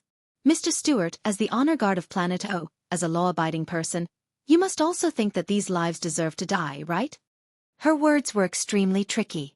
In fact, she knew that the massacre had nothing to do with the Guardians and that it was Kalana who was behind it. However, this Black Lantern didn't know, and the Guardians didn't know. That was enough. The information on both sides didn't match at all, so it was easy and enjoyable for her to criticize. Moreover, she pointed out John Stewart's identity as a member of the Honor Guard. Just by listening to his name, it was obvious that he was someone who obeyed orders. However, superheroes were a group of people who didn't obey orders. One could imagine that this Black Lantern's future in the Justice League wouldn't be too easy. After Thea finished blabbering, she didn't wait for him to answer. Her lips softly uttered a word. "Retard." She turned her head to the other side and whispered to Diana. The people from the Justice League looked at John Stewart a little strangely. This Black Lantern also sat down with lowered eyes. The atmosphere in the League was a little strange. The usually flamboyant Green Lantern was replaced, and Batman, who was always looking for trouble, was also replaced. The 9 of them had a simple exchange and announced the end of the meeting. "How's your female disciple?" Thea and Diana walked out of the Hall of Justice and strolled on the street. She asked casually. At the mention of her disciple, the Valkyrie showed a rare hint of worry. She thought about how to phrase it. "Overall, it's okay. However, she doesn't have any sense of urgency at all. She's always sloppy when she's training. I worked very hard when I was young." After saying that, Diana waved her fist lightly. "Don't worry. Young people will get better slowly. Also, I remember that you didn't like to practice martial arts when you were young. You always played secretly when you could, right?" Thea smiled like a little fox. Diana glanced at her with her beautiful eyes. The meaning in her eyes was, "How do you know what I was like when I was young? When I was playing with mud, the 18 generations of your Quinn family weren't even born yet, right?" Thea waved her hand and showed a picture. In the picture, Diana was still a lowly. The goddess was very cute when she was young. With her small arms and legs, she was holding a toy that looked like an animal doll and eavesdropping on them. On the other side, Hippolyte and Antiope were complaining non-stop. The cute little Diana had picturesque eyebrows and a jade-like face. Although she was wearing plain clothes, her martial prowess could still be vaguely seen. Little Diana eavesdropped on her mother's conversation. Her bright eyes were filled with tears. She suppressed her reluctance and locked the toy in a box. She took out a small knife and a small sword and started practicing by herself.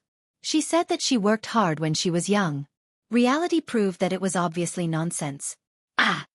Diana hurriedly dispelled her water curtain spell and looked around.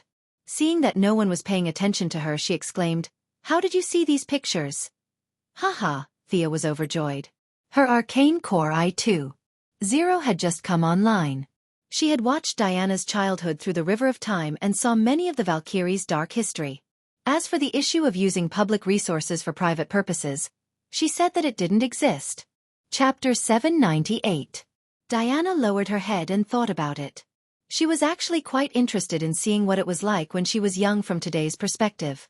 She asked hesitantly and curiously, "Won't we mess up the timeline if we watch it casually?" Thea did not care at all. Although she was the self-proclaimed time manager, she felt that it was not a problem to do something within her scope of authority. "Is that so? Then can we go back and take a look?" "Sure, we might even find a time loophole." Thea said something that even she did not believe. They each created a clone and led Diana to the vanishing point and went back into the timeline. The scenery of Paradise Island was the same as before, or rather, it was the same as before. Thea chose the time 7 years after Diana was born. She did not dare to go any further as she was afraid that she would meet Zeus. The 2 goddesses were hiding in the forest, looking at the young Hippolyte and Antiope were talking. Not far away, there was a small figure hiding, eavesdropping as well. She seemed to have seen her mother's expectations of her behind her back, and she was a little conflicted. Quietly leaving the forest, little Diana returned to her place, put away all her toys, and reluctantly began to practice. "Look, you were not much better than Casey when you were young." Thea covered her mouth and laughed. Diana's expression was strange. Looking back at time, she was not very hard-working when she was young. They were like invisible people, walking on the crowded Paradise Island. At this time, the Amazons had just started living here, and the tribe still maintained their primitive customs. The artistic buildings of the future did not appear, and Thea did not seem like much. However, Diana was in high spirits. The sea breeze blew their hair from time to time. Looking at the mountains in the distance, holding her lover's hand, walking on the land where she was born and raised, she was so happy that she could fly. Looking at the many younger versions of her tribe members running around, building their homes, she felt a joy from the bottom of her heart. "Are you happy?" Thea asked as if she was showing off a treasure. "Happy," Diana replied sweetly. "Then come to my place tonight?" "But I promised Casey that I would rush back." "Casey is so old he won't die. Just make a call and say that the Zhonglian has a mission." Thea dispelled Diana's concerns with just a few words. According to her, if Diana, the teacher who brought her own food, were to disappear for a few days, the magical girl would realize the value of a teacher and would most likely study harder in the future. Knowing that she was talking nonsense, Diana still accepted her explanation. Diana was the one talking while Thea was the one listening. However, Both of them were very restrained and did not use their magic power to do anything for Paradise Island. This was already the past. It was fine to watch, but it was taboo to get involved. Diana was walking forward when Thea suddenly grabbed her arm. The Valkyrie was very vigilant. Her bright eyes scanned the crowd and saw a woman as bright as the moonlight. "He can see me." This was the first reaction of the three women who met by chance. "Oh, Your Highness Artemis, I didn't expect to see you here." Thea was the strongest. She instantly saw through the other party's true identity. Although her current level was higher than the other party, Thea still bowed slightly to the other party as a form of greeting. "Ah. Oh, hello." Diana was a little embarrassed. The moon goddess Artemis was her elder sister, but the relationship between the siblings of the Greek gods was really worrying. She just remembered that she had been blessed by Artemis when she was born, so she saluted. Moon God was shocked. She did not expect to run into two god spirits she had never seen before while she was out for a walk. Although they were all clones, she could tell many things from their characteristics. Diana gave her the feeling that she was like Apollo. She had a dignified aura and could not be looked at directly. Thea, on the other hand, could not see through her. She was a little like Hades, but she could not tell the difference. Realizing that she was a little rude, she hurriedly bowed to the two goddesses. The three goddesses did not speak. Thea and Diana were a little speechless. They did not expect to meet acquaintances on a trip. For a moment, they did not know what to say. The moon goddess was the first to speak. "Your highnesses are not from the Greek gods, right? Are you the gods of the Mesopotamia?" They had seen the Egyptian gods before. Gods like Thea were one of the best even among the 9 pillar gods. There was no reason for them not to know her. Diana looked at Thea with a strange expression. The look in her eyes said, "How are we going to explain this?" "We came from the future to thank you, Your Highness," Thea said without blushing. This news shocked the moon goddess. Time was a forbidden area for the gods. Not to mention her, even Zeus did not dare to casually touch the timeline. Without a reference point, blindly entering the timeline would have an 80% chance of losing oneself. "Do I still have a future?" Of course. Olympus prophesied that the eldest son of Zeus will kill one of his children and then ascend to the throne. Is that true? It's a lie. It's pure nonsense. Ah! The moon goddess was completely unsettled. "I can't sleep thinking about it. Now you're telling me that it's a lie?" "But Zeus's oracle," he said. The moon goddess hesitated. She did not know if she should talk about the secrets of her gods with these two unfamiliar gods. Thea sneered. Zeus was too cunning. He played his children in circles, tricking them into giving up their human faith and hiding in the gods' kingdom to wait for death. Meanwhile, he was crazily grabbing every opportunity to reach the highest level. Did humans give up on the gods, or did the gods give up on humans? She did not dare to talk about this question lightly.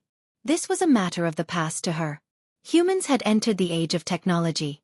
The age of the old gods and the gods of faith would come to an end sooner or later. "Your Highness, the path of faith is ultimately limited. However, as long as the bright moon in the sky is still there, nothing will happen to you." Artemis's personality was very light, even a little aloof from worldly affairs.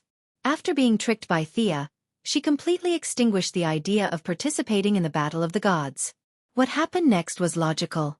Thea had always felt that the moon goddess was unreasonably good to her back then. Now that the truth was out, she realized that it was all because of her own knowledge that she had given up on. There was no discerning eye, no familiarity at first sight. The inside story was actually a deal. It was a fair deal. She did not let the moon goddess suffer a loss. To prevent her from jumping into the pit, she also gave her some pointers from the perspective of a new god. It had to be said that the Greek gods spent a lot of effort on eating, drinking, and having fun. However, when it came to becoming stronger, they were all as slow as fools. Giving up the human faith and walking the path of the gods of nature, like Zeus, was the only choice for Artemis. "You came from the future, so your knowledge must be 100 times better than mine. What is the world we live in? What is the position of our gods?" The moon goddess asked at the end of the conversation. Hearing this question, Diana's eyes flashed. In fact, she did not know either. However, her intuition told her that Thea most likely knew. It was just that she did not say it.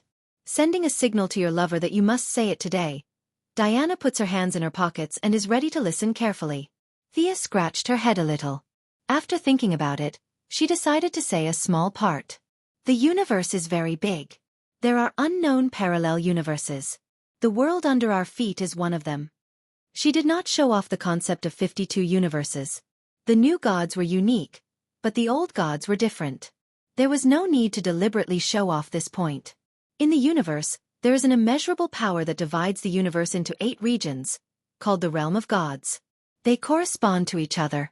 They are dream, heaven, new creation, and heaven. Nightmare, hell, apocalypse and underworld. We come from new creation. Our enemy, dark side, is in apocalypse. Many holy lands, including Mount Olympus, are in heaven.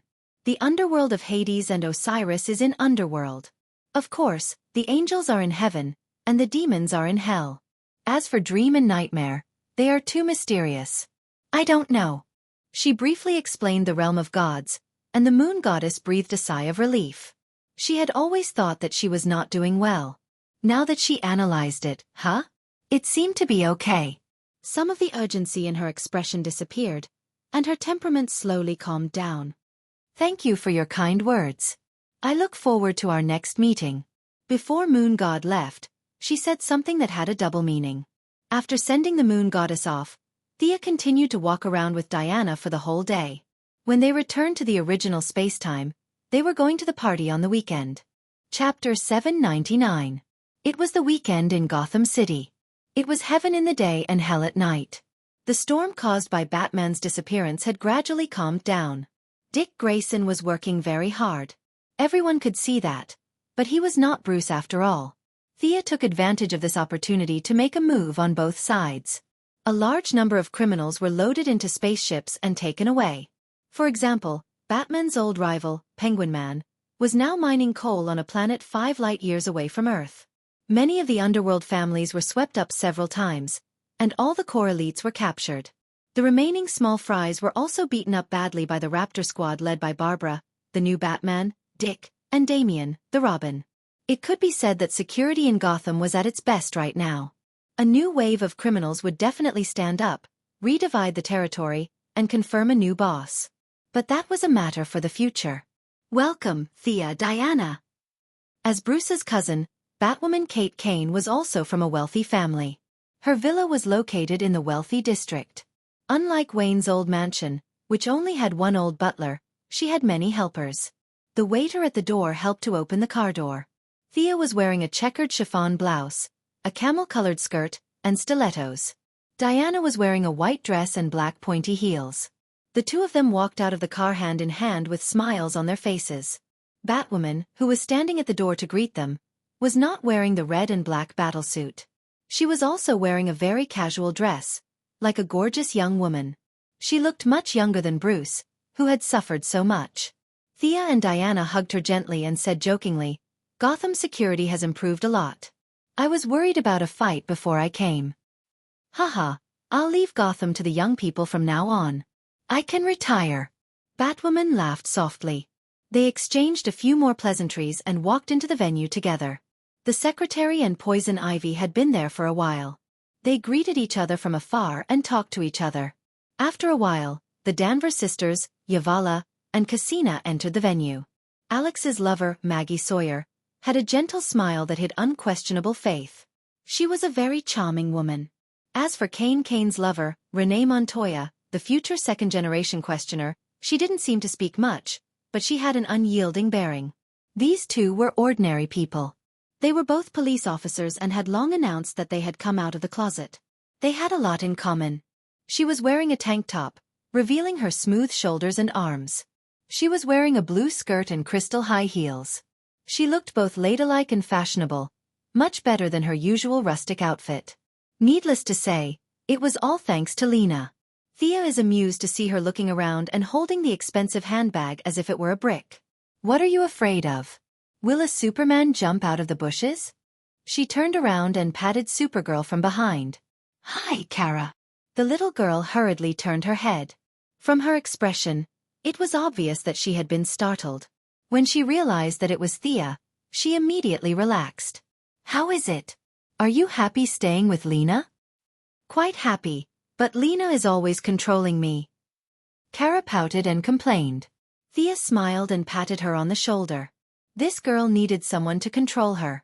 Otherwise, her days would definitely be muddled. Today's gathering was mainly for Carla, Alex and Lena, the three novices, to strengthen their confidence. As for the rest, they had nothing to say. As the host, Kane had a brief talk with them and then left the meeting to them. As a veteran of the superheroes, Thea had always treated Kara as her sister. She was prepared to say a few words. Today, we are gathered here to give our blessings to a few loving couples. Love knows no boundaries or gender. It is full of kindness. When two hearts are together, it will bring us endless strength. Love is not a burden, it is a gift. After the young lady finished speaking, she snapped her fingers. Ripples appeared in the magnificent villa. Before they could understand what was going on, they were already in a magnificent city with technology far beyond their imagination. The tall buildings with a metallic texture, the constantly patrolling spaceships, and the statues in the city square all revealed that this was an extraterrestrial civilization. They were not fools.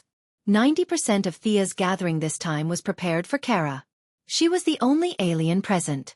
It was not difficult for the girls to guess that this was Krypton, especially when they saw Kara's stunned expression. Thea revealed the answer. This is Krypton. It is simulated using holographic technology. Take Lena and have a look. In order to build this virtual space, she found several people who had been to Krypton through the IBAN Business Alliance and inputted their memories to build a virtual simulation environment. Finally, she found Comrade Violent Wolf who had been to Krypton 7 times to test it. The similarity was as high as 99%. Fiora had also seen it in person and felt that there was no problem. Kara must have been only 10 years old at that time and could not see the subtle differences. At this time, Kara pulled Lena and ran in front while the rest slowly followed behind. They could vaguely hear Kara's introduction. This was someone's home, and there was a delicious shop there. Lena also wanted to know more about her lover's past. They talked and laughed as they walked. Can't you take it back to the time before Krypton? Diana asked in a low voice. Thea whispered back. It's difficult. It involves a very complicated past. We should not touch it easily. After she self-proclaimed as the time manager, she realized how many secrets there were in time. The current board of governors could only do some mending work. They could intervene in the affairs of ordinary people, but once it was beyond Thea's level, they would be in the dark. There was no doubt that some big shots did not want to be seen.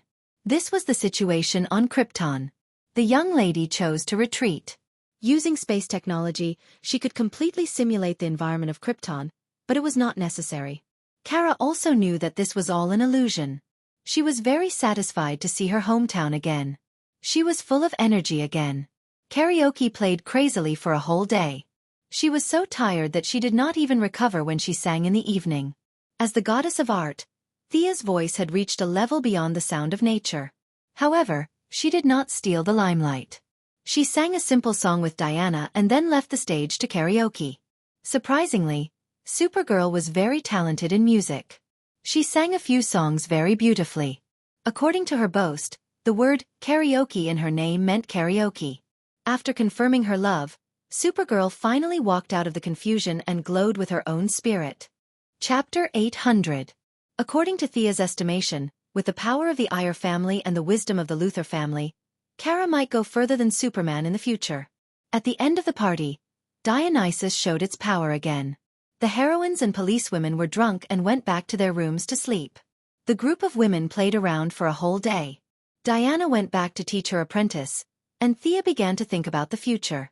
The Guardians seemed to have replaced Hal Jordan because Hal had repeatedly disobeyed orders, but the truth was not that simple. According to the Yellow Lamp and the Green Lamp, the Green Lantern Corps had been on the move recently, which meant that they had begun to plot against the entire universe. There was only one enemy that could make the emotionless little blue man so anxious, and that was the imminent arrival of the Dark Knight. They were eliminating unstable factors. Hal Jordan was a troublemaker, and there was no doubt that they would take him down first. Thea had also thought about stopping this disaster, but unfortunately, this was the will of the universe. If there was life, there would be death. Everything was caused by the laws of nature. She could not stop it, nor could she stop it. The consciousness of this universe was much stronger than that of Earth, too. Once she stood on the opposite side of it, Thea felt that some ghost stranger would jump out at her in the next second. In fact, there was a good way to deal with the Dark Knight once and for all, and that was to cremate the entire universe.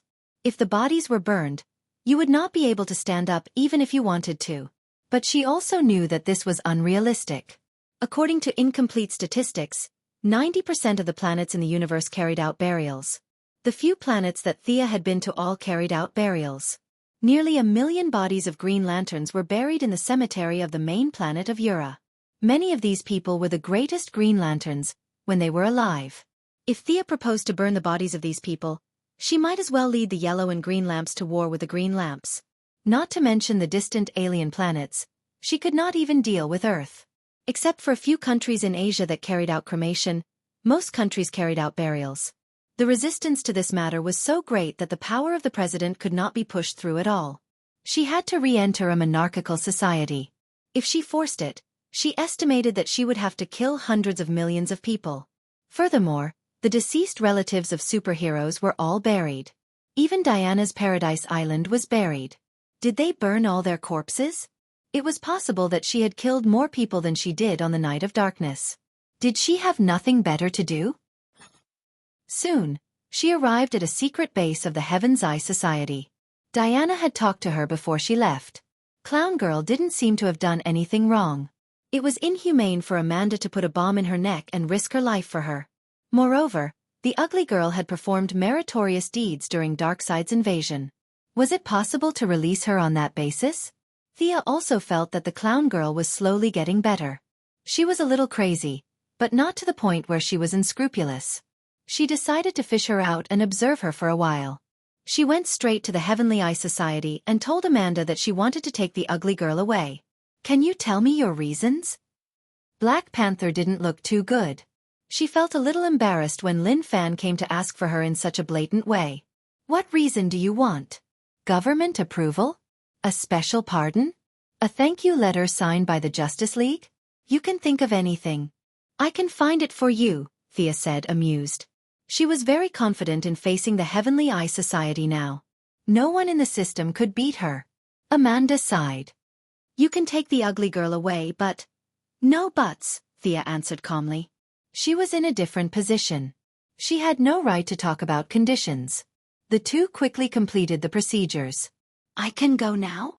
Clown Girl, who was practicing gymnastics in her cell, was a little surprised when the bomb was taken out. Amanda didn't look too good. She slammed the door and left. Clown Girl looked around in confusion. After a while, she realized something. Oh, little Thea, are you here to save me? Thea ignored her. Gym guard? Then I'll be leaving? Haha. The guard looked at her blankly. Lawton, I'm leaving. Death Archer's eyes almost popped out when he saw Clown Girl waving at him from outside the cell. Can I stay by your side forever? Until death. Why did you run away when those words were still ringing in my ears? Don't send me off. I'm leaving.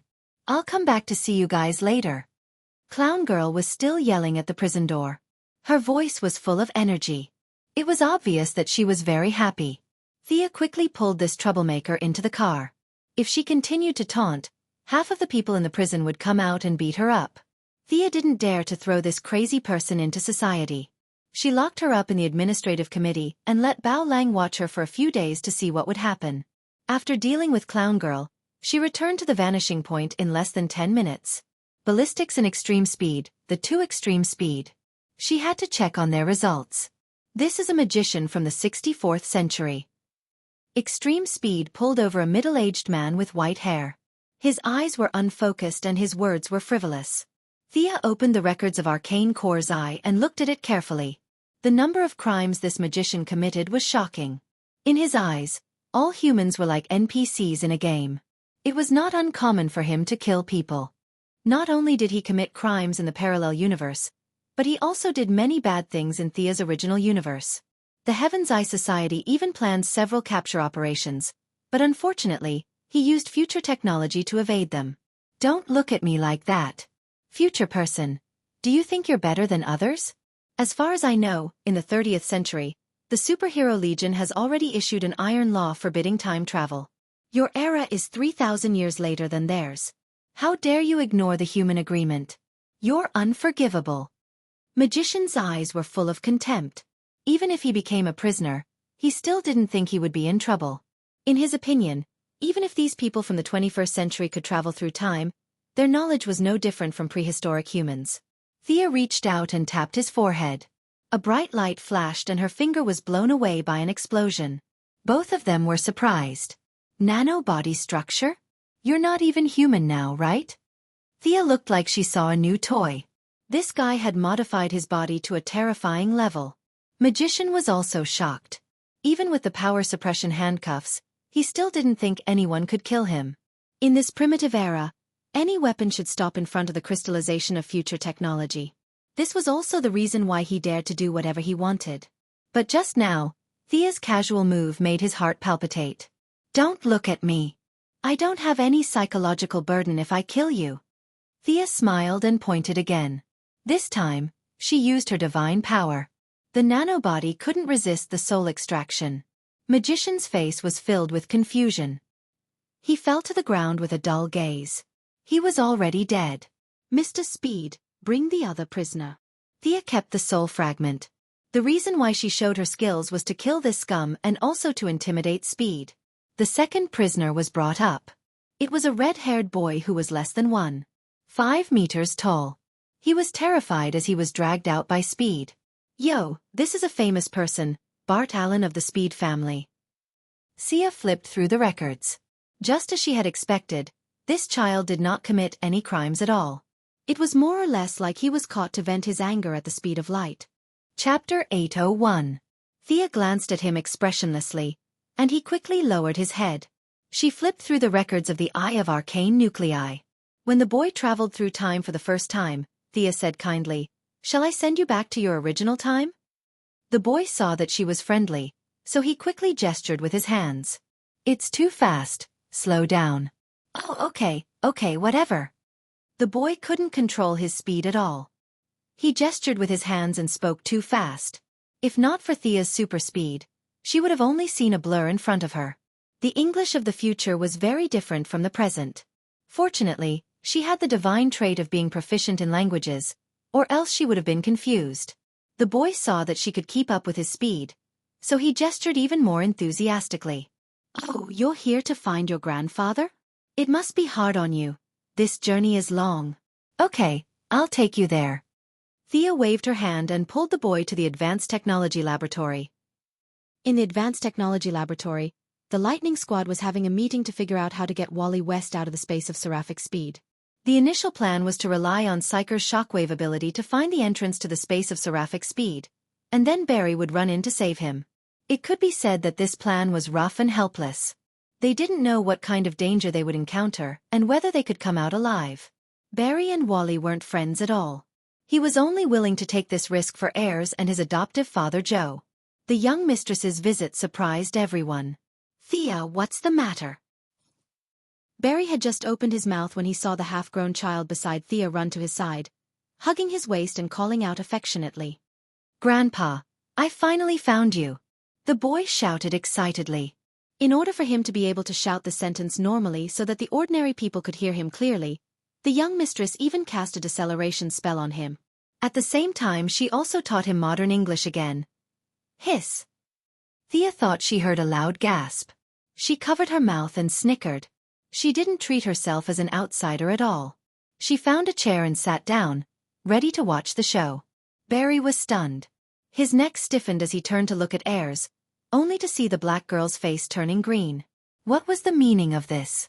This old lady hasn't been killed by Savita yet, and your grandson has already run out? Even though Ayers was just an ordinary person, she had seen the yellow lightning when the boy ran. This was clearly the power of God's speed. Blackie's eyes were filled with murderous intent. She crossed her arms and waited for Barry to explain. Student little Sean was already panicking. He didn't know where to put his hands. He looked at Thea with a bitter face. "Big sister, where did you pick this kid up from? Don't trick me. I supported you in the Righteous Alliance conference." Cough, cough. Thea coughed softly. "I found this child in the timeline. He came from the 30th century. This explanation made Ayers even angrier. She was just an ordinary person. Without the power of speed, She did not think that she could live to the 30th century. At this moment, even Barry's adoptive father, Joe West, didn't look too good. However, he was an experienced policeman. He had seen a lot of storms and was much more rational than the young people. Half kneeling on the ground, he revealed a smile that he thought was very amiable as he stroked Bart Allen's head. "Child, who's your father?" "Don Allen." The little boy still knew the answer to this question. Barry found that everyone's eyes were focused on him. He hurriedly spread out his hands and shook his head, indicating that he knew nothing. "What Don Allen?" He had never heard of him. "What about your mother?" "Melanie Swan." "Who?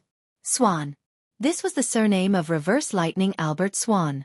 This surname was very lethal. Except for Thea, who was blatantly watching the show in Wales, and his daughter from Earth 2, the rest of the Lightning Squad were shocked. They looked at Barry as if he was an enemy. Reverse Lightning was their greatest enemy. How could your son be mixed up with his descendant? Just as Thea was about to take out her melon seeds and peanuts to watch the show, a long-distance communication interrupted her.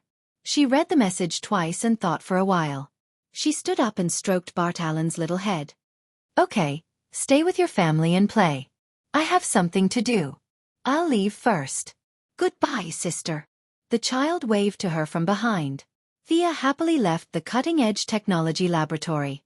10 minutes later, she arrived at Odium, which was known as the most beautiful planet in the universe. It was the new base of the Blue Lantern Corps.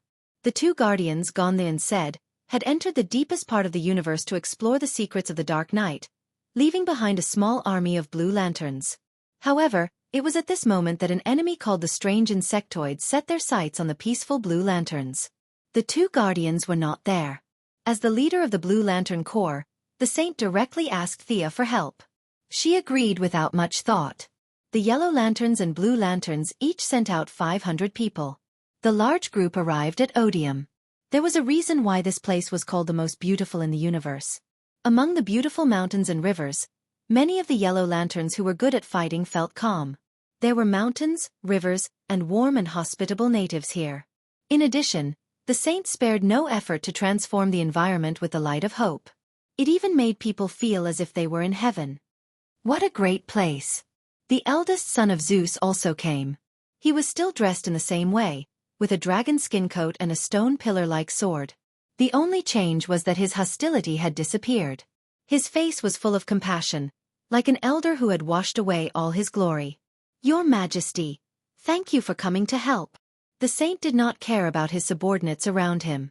He knelt down in front of Thea and bowed deeply. Thea hurriedly helped him up and briefly explained the situation. The Saint was under a lot of pressure. Unfortunately, he had a soft personality. His catchphrase was, "Everything will be fine." His way of dealing with troublesome matters was to wait and see. Wait for a pie to fall from the sky. Anyway, according to his theory, everything would be fine.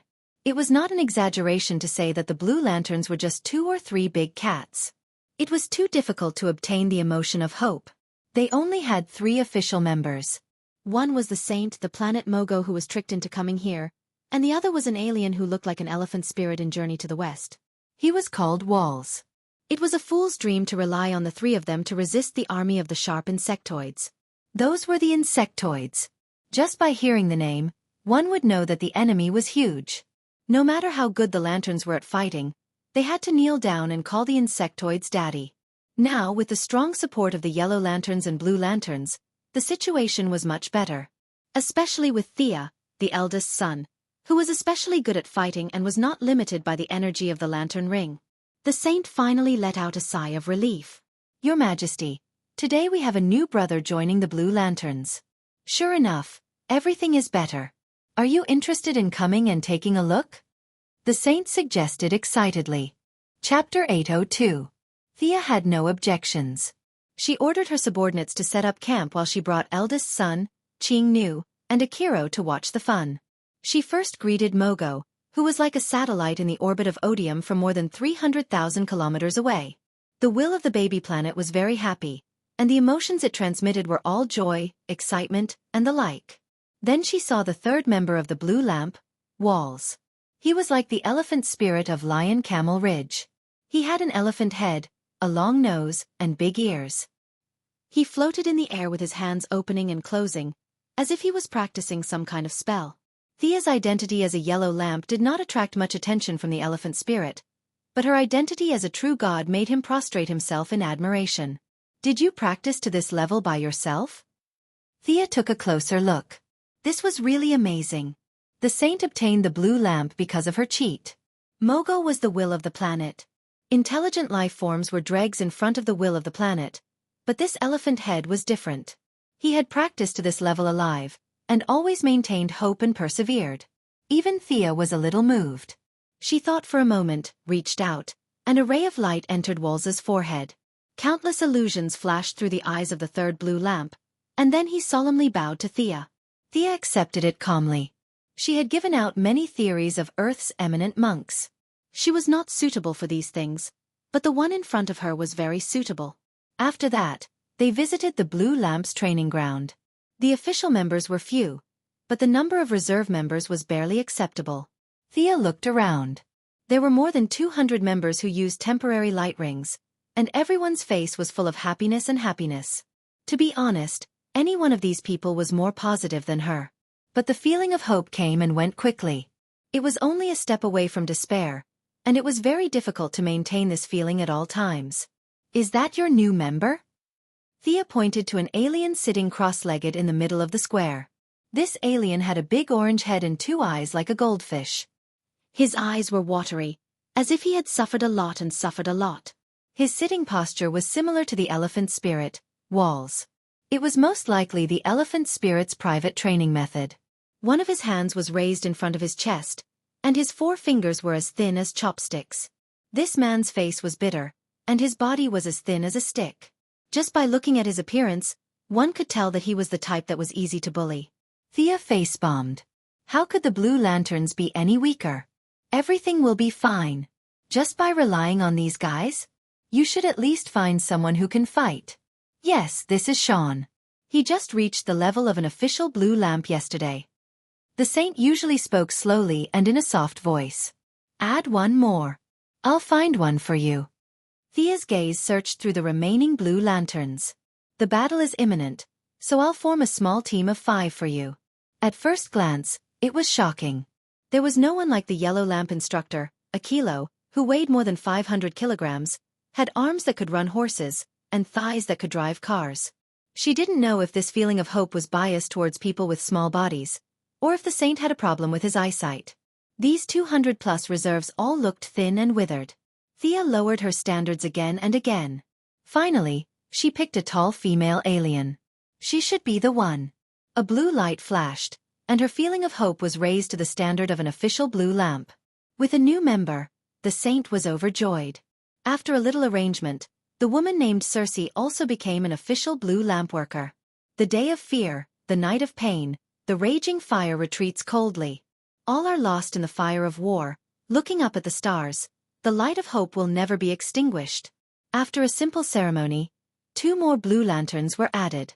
After watching the show, they began to discuss the matter of retreating from the enemy. That's right, the goal was to retreat from the enemy. The plan to kill the enemy was not an option at all. The home planet of the sharp insect race is in Sector 9. Their forces are spread across the surrounding 31 galaxies, and they control Sectors 9 and 10. They are an extremely powerful civilization.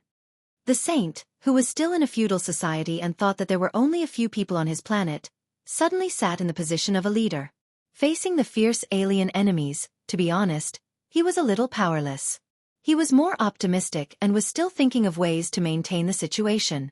However, no one laughed at him. The terror of the insect race was well known by all civilizations that entered the universe era. No one dared to provoke them. Now that they had gathered the power of 3 lanterns, the Odin people were not weak. They also had some battleship weapons, but these added together could only resist 1 or 2. If they had time to study how to defeat the enemy, it was better to think about retreating. Even Thea did not want to start a war with the insect race. There was no need to win or lose. The insect race's reproductive ability was the best in the universe, and she would be distressed for half a day if she lost 1 lantern. Starting a war between the 2 sides was simply using porcelain to smash a jar. The goddess of trade would never do such a loss-making thing. What's more, Now that the Guardians had begun to make preparations to deal with the Dark Knight, she could not fall behind. It was different from the fog in the Book of Oa's prophecy, and the Guardians' wild imagination. She knew the details of the Dark Knight. It was not a weapon, nor was it the end of the world. It was the rebirth of the dead. To deal with the countless dead that crawled out of their graves, was there a better fighter than the insect race? She joined the war with the purpose of making the enemy surrender. In her opinion, there were very few things in the universe that could not be traded. The sharp insect race must have needs. If you have difficulties, I will help you solve your difficulties. What a good thing. What? No difficulties? If there were no difficulties, Goddess Thea would change her avatar to create some difficulties for them. After asking about the sharp insect race's habitat, she did not let anyone protect her and flew over by herself. Of course, the reason was to investigate the enemy. In a few breaths, she crossed several sectors and arrived at the sharp insect race's main planet. It was a bit of a stretch to call it the main planet. The sharp insect race was very small at first, and they were not the rulers of the mother planet. However, after continuous reproduction and evolution, they finally took the planet from the hands of intelligent life and began to expand wildly. The original main planet quickly became a desert. The Cortex Prime could not move, so they plundered planets with beautiful scenery and resources from the universe and used biological means to connect the newly conquered planets to the already barren mother planet. The sharp insect race that Thea saw was now an irregular celestial body. It was like a huge arthropod lying in the universe. The original planet was in the middle, and there were 7 or 8 planets outside that were grabbed together by tentacles that covered the sky. The nature of plundering seemed to be engraved in the genes of this race. The appearance of the planet conveyed a belief to intelligent life. We will not compromise, we will not admit defeat, and we will fight to the last soldier. Chapter 803. Interesting. Thea was bold because of her skill. She watched for a long time. The strange insectoids were not incompetent either. In less than a minute, 7 strangely shaped, half-biological, half-mechanical battleships came out aggressively. They did not waste any time and opened fire as soon as they entered the range. At the same time, the energy shield was activated and the main cannon began to charge. The young lady was not stupid enough to take the bombardment of the main cannon head-on. She felt that she was here to do business, so she did not fight the battleships head-on. Her drifting figure moved left and right, passing through the many cannon fire. She flew through the gaps between the battleships and landed on the planet's surface far away.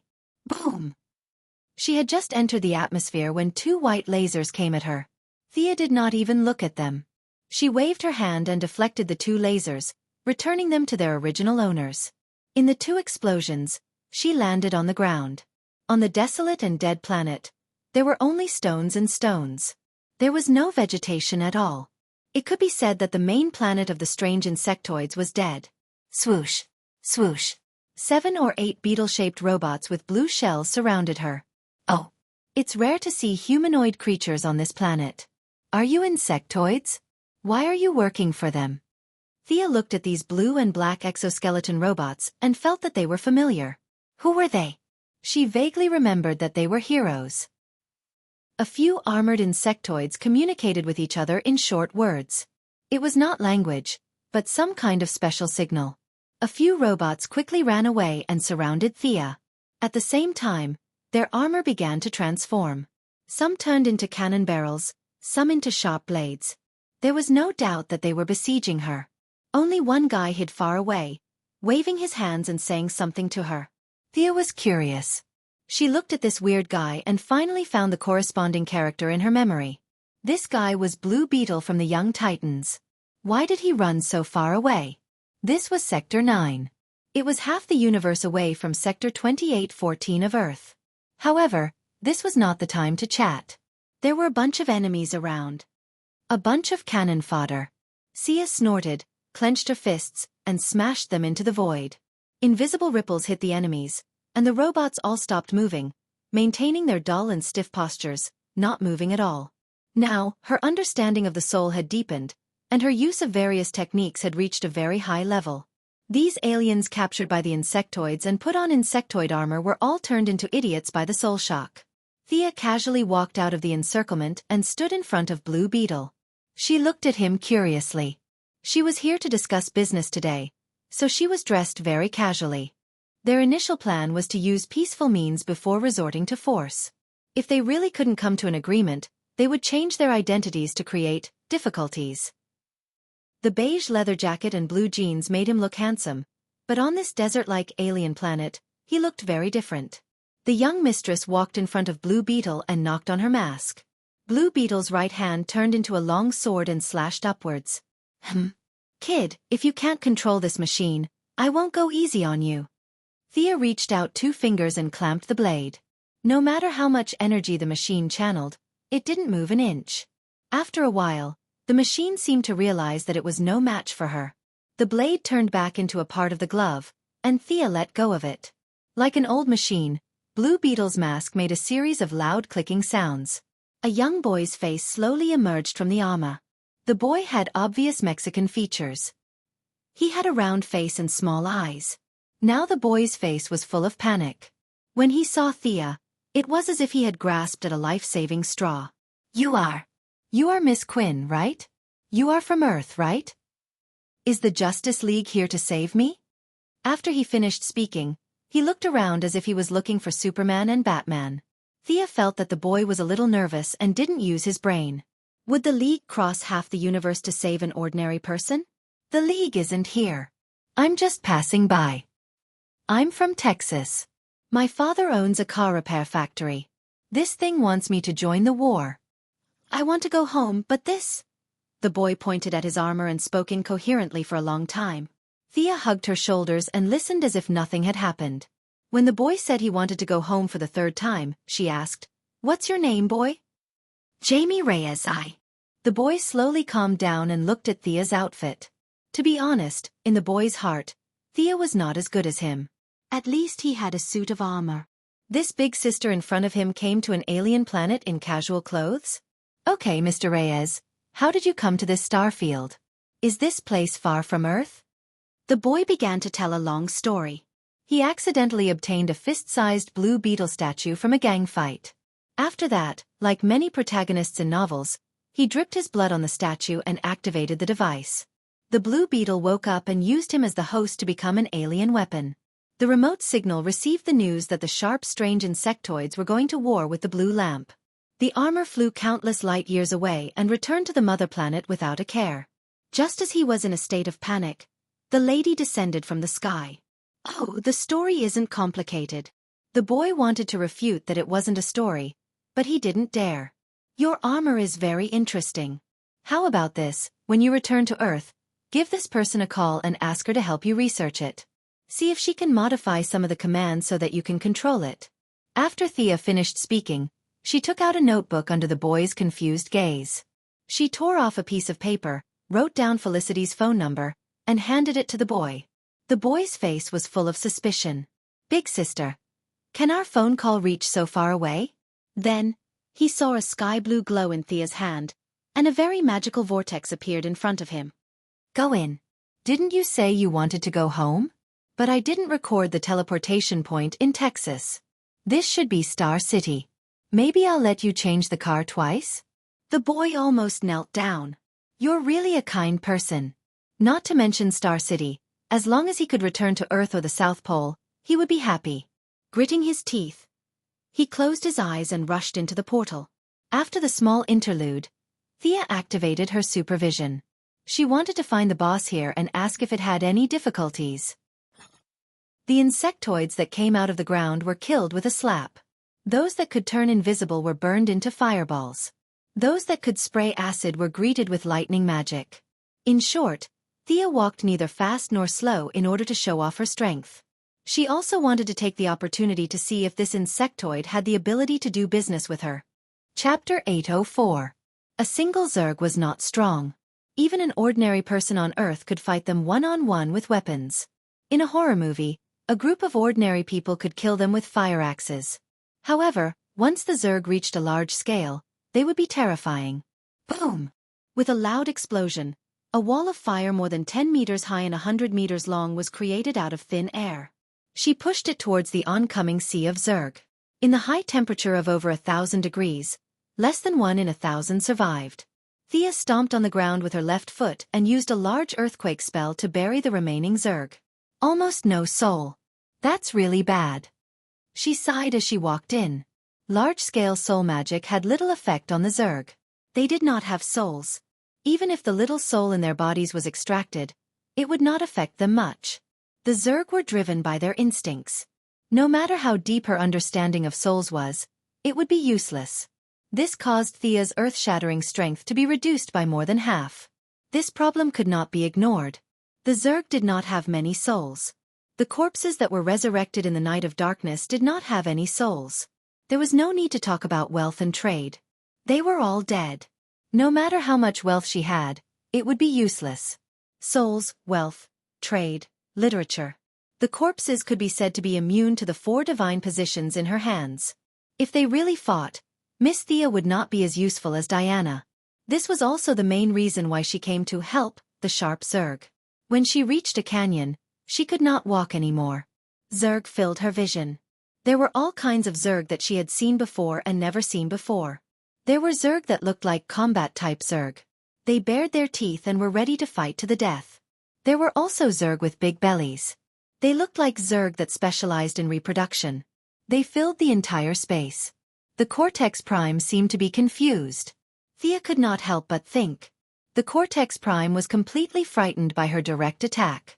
Now that it had sent out all its forces, it seemed like it would rather die than live in dishonor. Ha ha! Her clear and bright laughter rang through the entire valley. She moved her shoulders. She had killed at least 1 million Zerg along the way. The Zerg's technological capabilities were not low. Many of them were half machine and half living creatures. They had good fighting abilities and perfect cooperation. It took a lot of effort to kill them. She was really tired. Hey! The guy inside, I'm here to do business with you. I don't believe you. The insectoid mastermind did not believe it at all. You've killed your way to my doorstep, saying that you're here for business? Are you kidding me? You can buy anything and sell anything. Have you heard the slogan of our anything you want? Thea put a white hand to her mouth and shouted into the valley. Is this whatever house very famous? The insectoid mastermind expressed that it did not understand. However, it wasn't a kind soul either. It was being attacked at its doorstep, yet it still wanted to chat in a soft voice? What a joke! While Thea was waiting, it directly mobilized a large amount of energy to erect a vast protective shield in the valley. The dark blue shield was like a pot lid, completely blocking the entire valley. With a single command from the mainframe, all the Zergs charged towards Thea in a frenzy. As for the logistical insects, he left them by his side. Firstly, they had no combat power at all. Secondly, he was afraid that if they all died, he would have problems controlling the insects. Psychokinesis. Thea saw through the enemy's trick. She also used a protective shield, but she used a silver flame shield. All the Zergs that charged towards her were burned to ashes. She did not even look at the Zergs, but at the mainframe's shield. This time, she did not use any soul wealth divine power techniques. Thea clenched her right hand into a fist, imitating the scene of the Heavenly Father killing Superman with a single punch from the Creator planet. She only used her divine power, and did not use any special characteristics. This punch was pure physical strength. Thea wanted to see the difference between herself and the Heavenly Father. She took a deep breath and ignored the Zergs that were like moths to a flame. Violent air currents surged around her, and the remains of the Zergs were sent flying in the air. When her aura and strength had accumulated to the highest point, Thea fiercely threw out a punch. Vaguely, the sound of air being torn apart could be heard. The force of the punch caused a 3-mile-long, 100-meter-wide deep trench on the ground. Countless insectoids that could not fly were directly turned into dust. The air was squeezed to the sides, and the shadow of the fist rushed out a few miles. The originally white fist had become a 100-meter-tall fist in front of the mainframe's shield. This punch carried the power of a thunderbolt, and fiercely hit the dark blue shield. Bang! There was a muffled sound. Thea was a little depressed. She did not break it. Huge spiderweb-like cracks appeared on the shield. Countless telekinesis was quickly used to repair the cracks and repair the damage. The mainframe barely blocked it, but it did. Sigh, after all, I'm not a warrior. Looks like I won't be able to use powerful attacks in the future. She shook her head and sighed unhappily. After that, she did not gather any mana or cast any spells. She threw out a few meters-long flaming javelin with a silver-white flame tail. Crack! The flaming javelin hit the spot where the fist landed. This time, the shield could not hold on and directly shattered into pieces. Hey, if you don't come out, I'm really going to leave. Thea thought that she was a reasonable person. She was not going to walk up to the mainframe and talk nonsense.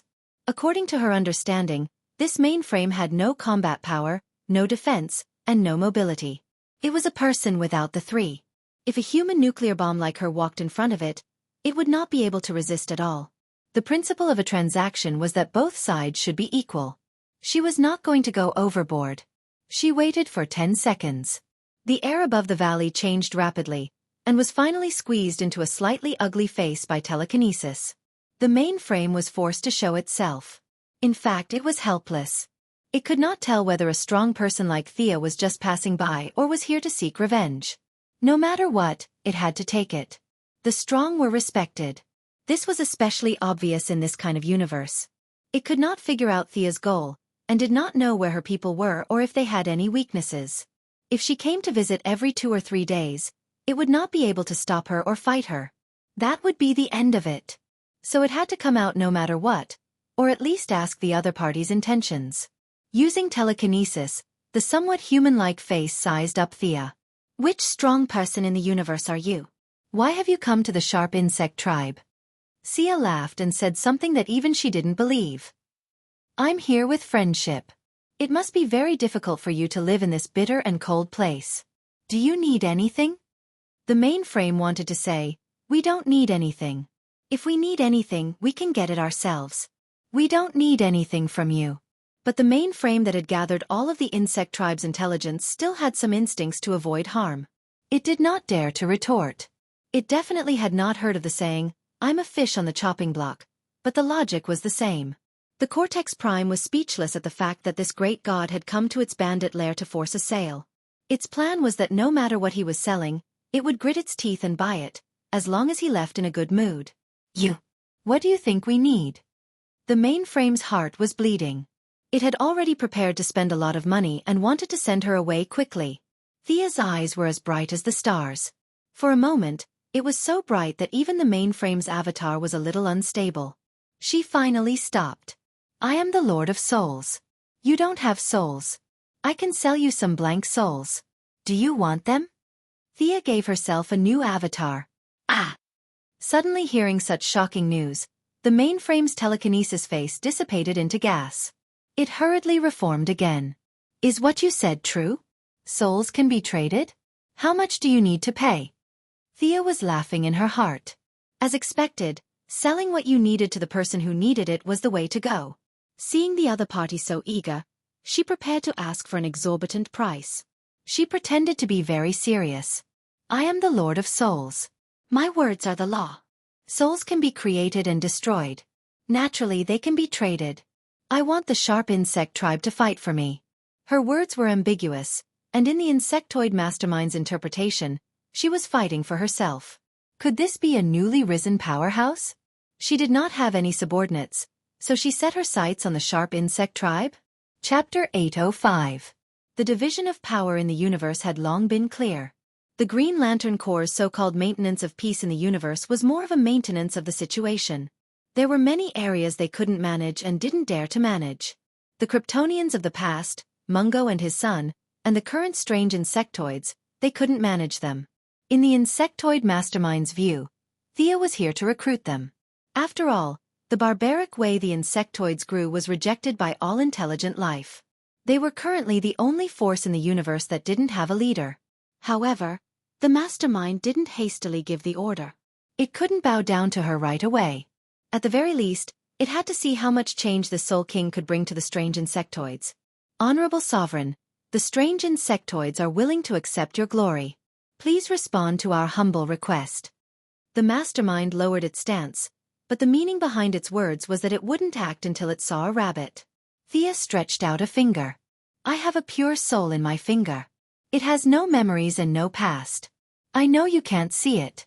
But you can find a member of your race and I'll demonstrate it to you. She originally wanted to treat it as a business deal, but for some reason, the mastermind seemed to have misunderstood something. The mistress didn't mention anything about the deal anymore. In the mastermind's view, This was only natural. This was the Soul King. What a grand name. No lightning struck her when she shouted out such a grand name. This meant that the will of the universe recognized her. Why would such a big shot want to do business with them? Zhang Xian pondered for a moment, and with a thought, a winged tribesman flew over. The siren had recently obtained a lot of souls. After repeated research, Thea now had the ability to stuff souls into her body. One had to know that she had always been the type of person who didn't care about burying. It was difficult to stuff a living person's soul into her body. The various mental, physical, and memory problems were very complicated. She didn't have a good solution. However, the insectoids were different. Their souls were naturally thin. Thea had taken a look at the insectoid's internal structure. The insectoid's body structure was for evolution. They had countless advantages, but the rapid evolution of their bodies and the constant replacement of their genetic chains also affected their souls to a certain extent. To be honest, they were too casual. For a long time, many insectoids lived in a muddle-headed state and could only rely on the mastermind to coordinate their work. Having a soul, having memories, and being able to think independently, this was the symbol of intelligent life. If the sharp insectoids obtained a soul, then they might be called them. This was the most important thing in history. Thea did not use the soul fragments of Earthlings. Due to the existence of spirits, the essence of life on Earth was much higher than that of aliens. Be it from an emotional or practical point of view, even the souls of some bad guys were not suitable for the insectoids. But after a long period of research, she still had some insights. She made a lot of fake soul fragments, using magic power to simulate soul waves, manually adding memories, and then erasing them. Finally, she used a bit of soul divine power to solidify them, creating a blank fragment. He picked through the soul fragments in his hand. The insectoids had a short lifespan, so he found a 10-year lifespan essence. It was originally a memory erasing imitation, and now it was just right to use it on the insectoids. She observed for a while and found a few nodes. With a soft shout, the shard entered through the veins of the soul. Silent and invisible waves blew around.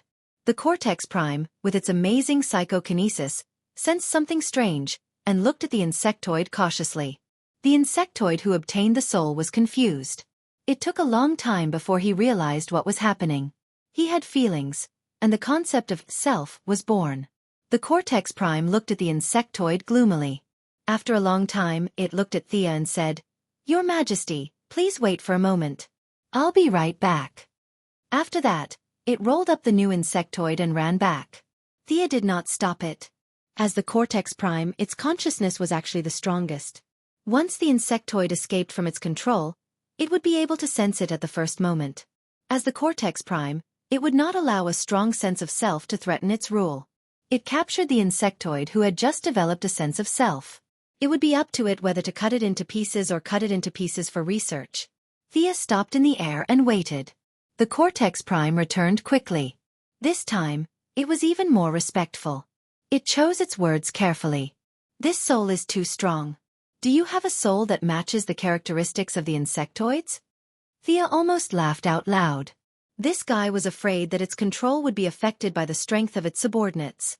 This was already an incomplete replica soul. Did it want a lower-level one? It was easy to get a lower-level item, but difficult to get a higher-level item. Thea naturally liked to get her hands on lower-level items. However, she had already changed her target. She wanted to subdue the cortex prime directly. "Don't beat around the bush with me. I have no interest in your insectoid rule. Instead of weakening your subordinates, why don't you strengthen yourself? Do you have any requests?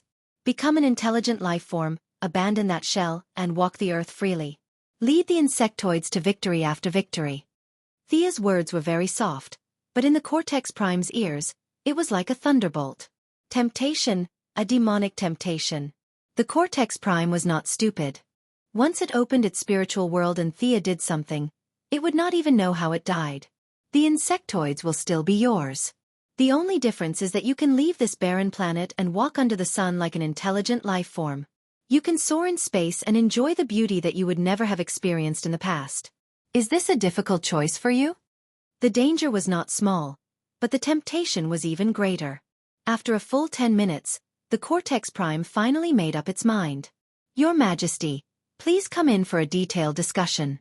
The Cortex Prime's projection turned into a cluster of telekinetic fragments and dissipated in the air. The insectoid guards below also opened up a path. Walking through the complex mountains, Thea finally saw the Cortex Prime's main body. Within the transparent membrane was an incomparably large brain. It was the size of a small mountain, lying quietly and somewhat lethargic in the stone room. Its telekinetic energy was constantly affecting everything around it. It was obvious that it was not trying to show off. It was just that the energy was too strong and it was a little out of control. The Cortex Prime also had 4 limbs, but they had severely degenerated and looked like a few ornaments. There were 3 tubes behind the brain, and a dark green liquid was constantly being injected into the brain. "You're about to die." Thea was too lazy to look at those particularly disgusting places. She only glanced at it briefly and understood its situation. Even with the help of the liquid, it only had a few years left to live. Of course, this was under the premise that its soul was not swapped out. Its original soul was too weak to carry such a huge amount of brain power. Silent death. The insectoids fought bravely until a new overmind was born. It would inherit everything that it had devoured. This was the iron law that they had lived by for tens of thousands of years. Originally, it was waiting for death, but today, it met with a turn of events. The threat of death made it not speak nonsense. It opened up its spiritual world and chose to surrender. Chapter 806. Sia directly left a mark in the deepest part of the mind of the mastermind. Once the other party became her enemy, they would die a very miserable death. Sia was not polite at all. She left a mark on the mastermind. It was a strange fate. Originally, she wanted to do business, but now, she had to take the entire Zerg with her. Thea did not look down on the Zerg like the other strong people in the universe. They were born to be useful, and there was no better fighter than the Zerg to deal with the Dark Knight. She was not stingy with this subordinate who took the initiative to bring the entire tribe to her. With the Zerg's biological technology and her Kryptonian genetic knowledge, a large amount of precious materials mixed with magic power to create the body, and divine power to shape the body, Thea considered that this was her subordinate, so a female body was necessary. At the same time, to make it more human-like and closer to the people on Earth, Thea used an authentic 30-year-old soul essence.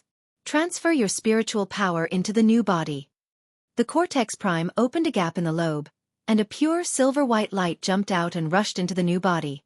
The insectoids outside the cave instantly lost control. Their simple minds did not know what was going on. Some of them began to kill their own kind, while others rushed into the cave in a panic. The few blue beetles that Sia had knocked down earlier had also awakened their consciousness, and they ran out in a panic. Thea did not care about them. If they wanted to run, then run. One more would not make a difference. The blue beetle's biological armor could not be popularized. Why should the Zerg take the elite route? Numbers were the king. She waved her hand and closed the cave entrance. Her eyes were as bright as the stars, and she began to transfer the soul into the new body. The Cortex Prime's spiritual power was a mixture of a new soul and a new body, and the requirements for matching in all aspects were extraordinarily high. Sia, who could already call herself the Lord of Souls, busied herself for an entire day before she managed to mix the 3 together. When the Cortex Prime's consciousness entered the originally normal human body, it was unavoidable that some special changes would occur. The arms became thinner, and the elbow joints grew barbs like the limbs of insects. The Cortex Prime wore a strange armor made of keratin, and a pair of large bone wings extended from the back. The hair seemed to have a life of its own, dancing in the wind. The powerful telekinesis was completely restrained. Dark green lines covered the corners of the eyes, and the purple eyes slowly opened, flashing with an evil light. "It looks pretty good. As an intelligent being you should have a name. The sharp insectoid mastermind is a thing of the past, Kerrigan. This is your new name." Thea swore to the heavens that Kerrigan had grown up naturally and had nothing to do with her. Since they looked so similar, she probably wouldn't mind if she stole the Queen of Blades' name. The former mainframe, the current Kerrigan, stood up and stretched her limbs. It had been so long since she had last moved her body that she had forgotten how many years ago it had been. His thoughts became even more active. The accumulated psychokinesis of several generations of the mainframe was now like a small bug under his control. She was relaxed and happy. She now had emotions. She was no longer a link in the chain of insectoid war machines but an independent individual. She found it hard to control her emotions and wanted to roar. "Hey, subdue your people first."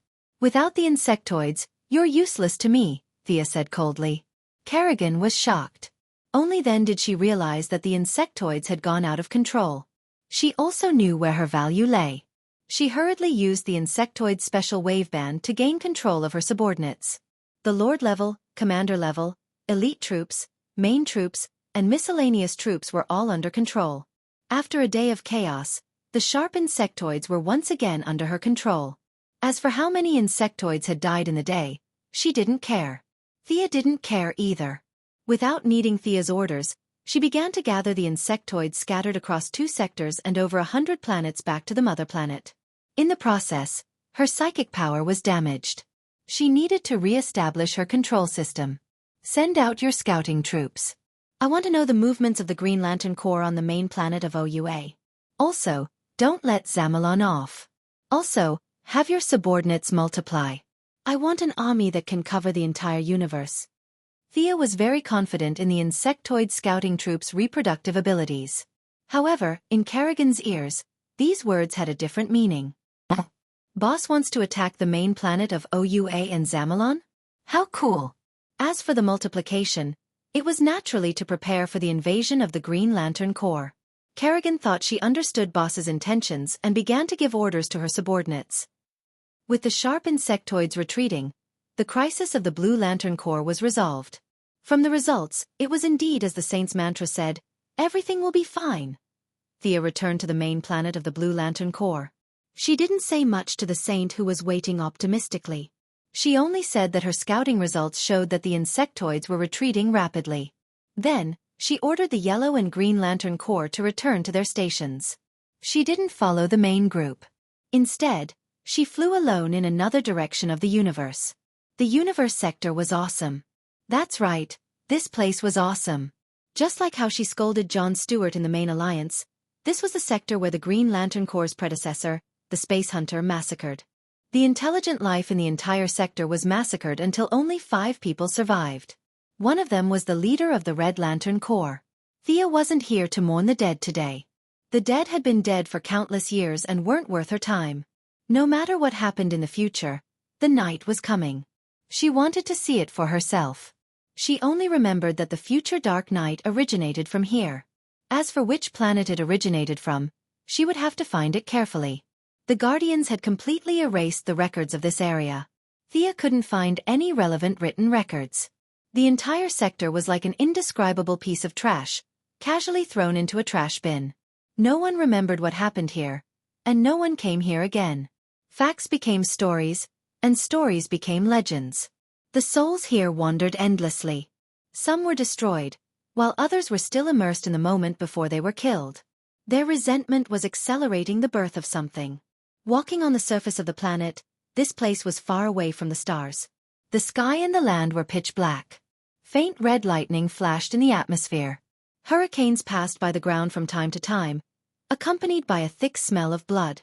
Even after countless years, the smell didn't fade at all. Innumerable corpses were piled up on the road. The deathly aura that seemed to have materialized reduced the flesh and blood here to nothingness, but the corpses of intelligent life remained. They seemed to be roaring at the sky, at the universe. They couldn't accept it. They couldn't understand why they had to suffer this. Chapter 807. A Peaceful Death? Thea used her heart to experience the mysterious realm. Walking on a barren planet, the mood here was not what she wanted. This kind of death was very high-end, and the concept of death had been deduced to the extreme. However, Thea did not like it. This kind of death was not what she wanted. She even felt that it did not explain the true meaning of death. She walked past 12 planets in a row, but the trip on a whim was fruitless. If she remembered correctly, the Red Light Corps was also in this area. They were a group of lunatics who were completely unreasonable. She was ready to go home. She had just opened a portal when she saw an orange light coming at her from a tricky angle. She reached out and slapped the orange light away. Immediately after, 7 or 8 light beams came flying at her. There were flames, sharp blades and gas.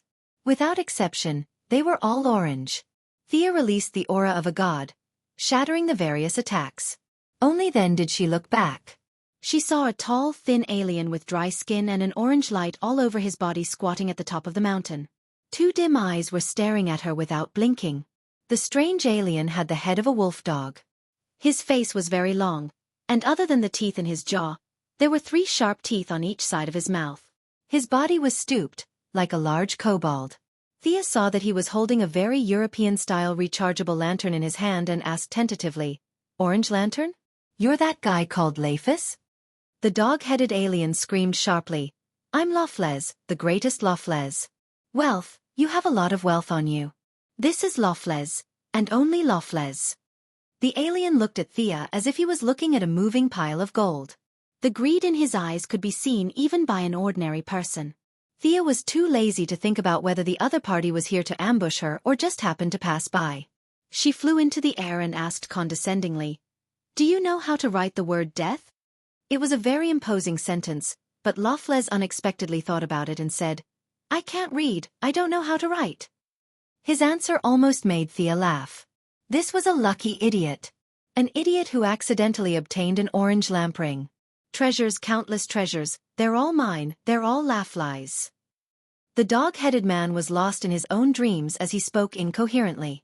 After a while, he looked at Thea and raised the ring on his right hand. "Hand over your treasure." Endless energy gushed out from his ring, and the images of the aliens were summoned by his lamp ring.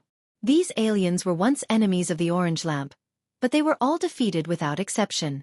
The greedy orange lamp even stole their identities and made them fight for the orange lamp like the ghosts of the lamp ring. If it weren't for Lafli's low IQ, the damage he could cause wouldn't be inferior to Black Lamp. Interesting. Thea whistled, and the sound pierced through the air, fiercely entangling the enemy at the front. This enemy was like a big bug, with 3 densely packed mouths on its abdomen. The sound turned into a white line that tightened around the big bug, and quickly exerted force on both sides, a perfect strangulation. "Go, go! Take my treasures!" Lafles, who was at the back, didn't care about this level of consumption at all. His ring seemed to contain infinite energy, and wave after wave of monsters were released. The sky and the earth were completely covered, leaving no gaps. All that could be seen was orange light. Thea couldn't help but be moved. She always knew that the orange lamp was difficult to deal with, but she didn't expect this guy to have the posture of an army by himself. If the energy of an ordinary lamp ring was 100%, and the blue lamp was present, it could exert about 150% of the energy. Then the orange lamp ring's upper limit was 100,000%.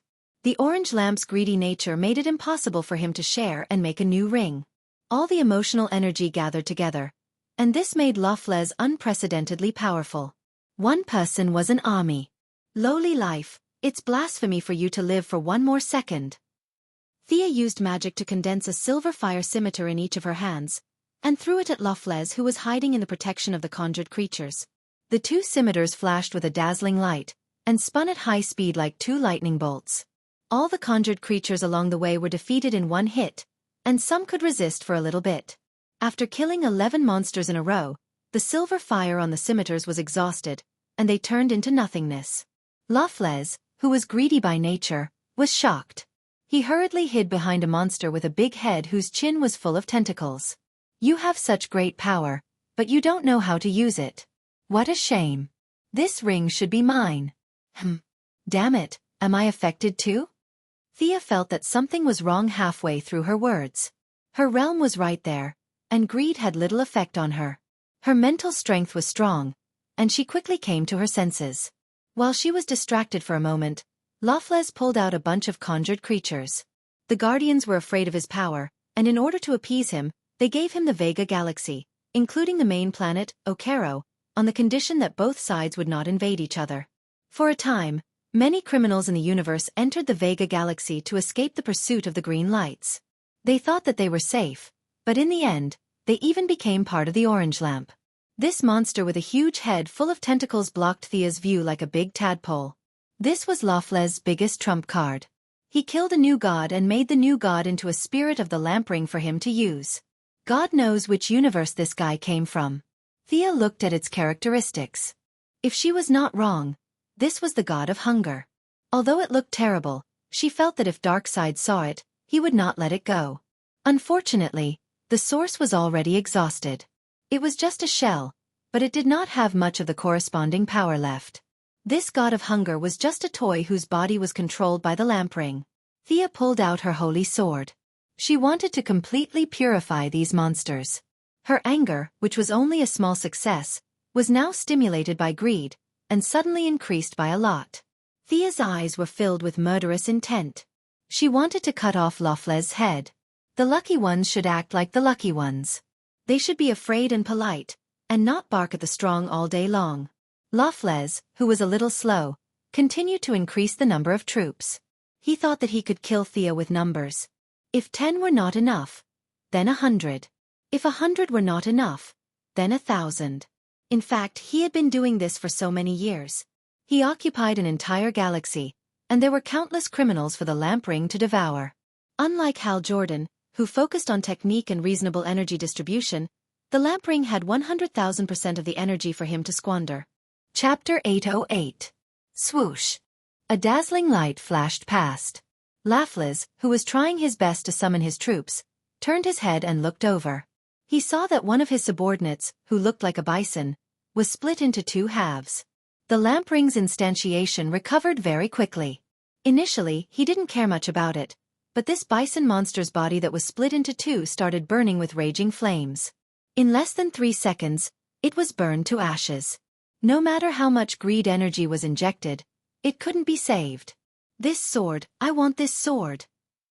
Get it for me quickly. He didn't realize the danger at all and was still ordering his subordinates to get it. His instantiation was completely different from the instantiations of other lamp rings. It had life and consciousness, but it was also under the absolute control of the lamp ring. Many of the instantiations could more or less use some of their abilities when they were alive. In an instant, all kinds of energy, weapons, and cold weapons attacked Thea. Thea wasn't afraid at all. She hadn't used the holy sword for a while. Most of the enemies could be dealt with without the holy sword, but a small number of enemies couldn't be defeated with the holy sword. Even though she was surrounded, she still heard the other party's unique voice. It was sharp and harsh, revealing endless possessiveness. This bastard has his eyes on my holy sword? The young mistress' anger had broken through the limits of reason. She had never been so angry before. Today, she felt as if a ball of fire had ignited in her heart. If she didn't kill to her heart's content, she wouldn't be able to vent the anger in her heart. The monsters that looked like meatworms were split into 2 halves from head to toe. The monsters with eyeballs directly reached out and pulled out their eyeballs. Those with more tongues had their tongues cut off, and those with more limbs cut off their limbs. The violent and high temperature accompanied the lamp ring's spirits that were turned into ashes. Countless enemies fell under the sword. She followed her heart. Her sword was unstoppable. No monster could resist her anger. Unfortunately, the instantiations of the lamp ring were all illusions. Fighting bloody battles among the enemies didn't vent much of her anger. Instead, she became angrier. The holy sword was blood red. Soon, she killed her way through the 3 layers of encirclement. The desert-like planet was plowed by the aftershock of the sword energy. Countless rocks were smashed into powder. After that, they were swept into the cyclone again. The planet that was already full of holes became even more dilapidated. You bastard, I'm going to chop off your dog head today. At this time, Thea's entire body was filled with killing intent. The number of lantern ring spirits that had died under her sword was at least 800, if not 1,000. With her powerful strength and the irresistible holy sword, there was no enemy that could withstand a single attack from her. She didn't take a detour, and with the holy sword in her hand, she went straight for LoveLore. In her eyes, LoveLore saw a kind of contempt on the level of life. After obtaining the lamp ring, he felt fear for the first time. Had he made a mistake? Should I run away now? However, the spiritual light of Thea's wealth deity position shone like the sun in his spiritual world. It was fine if he didn't see it or didn't know about it, but now that he saw it, he felt that if he let it go, he would have to live in pain and suffering every day in the future. Greed quickly suppressed reason.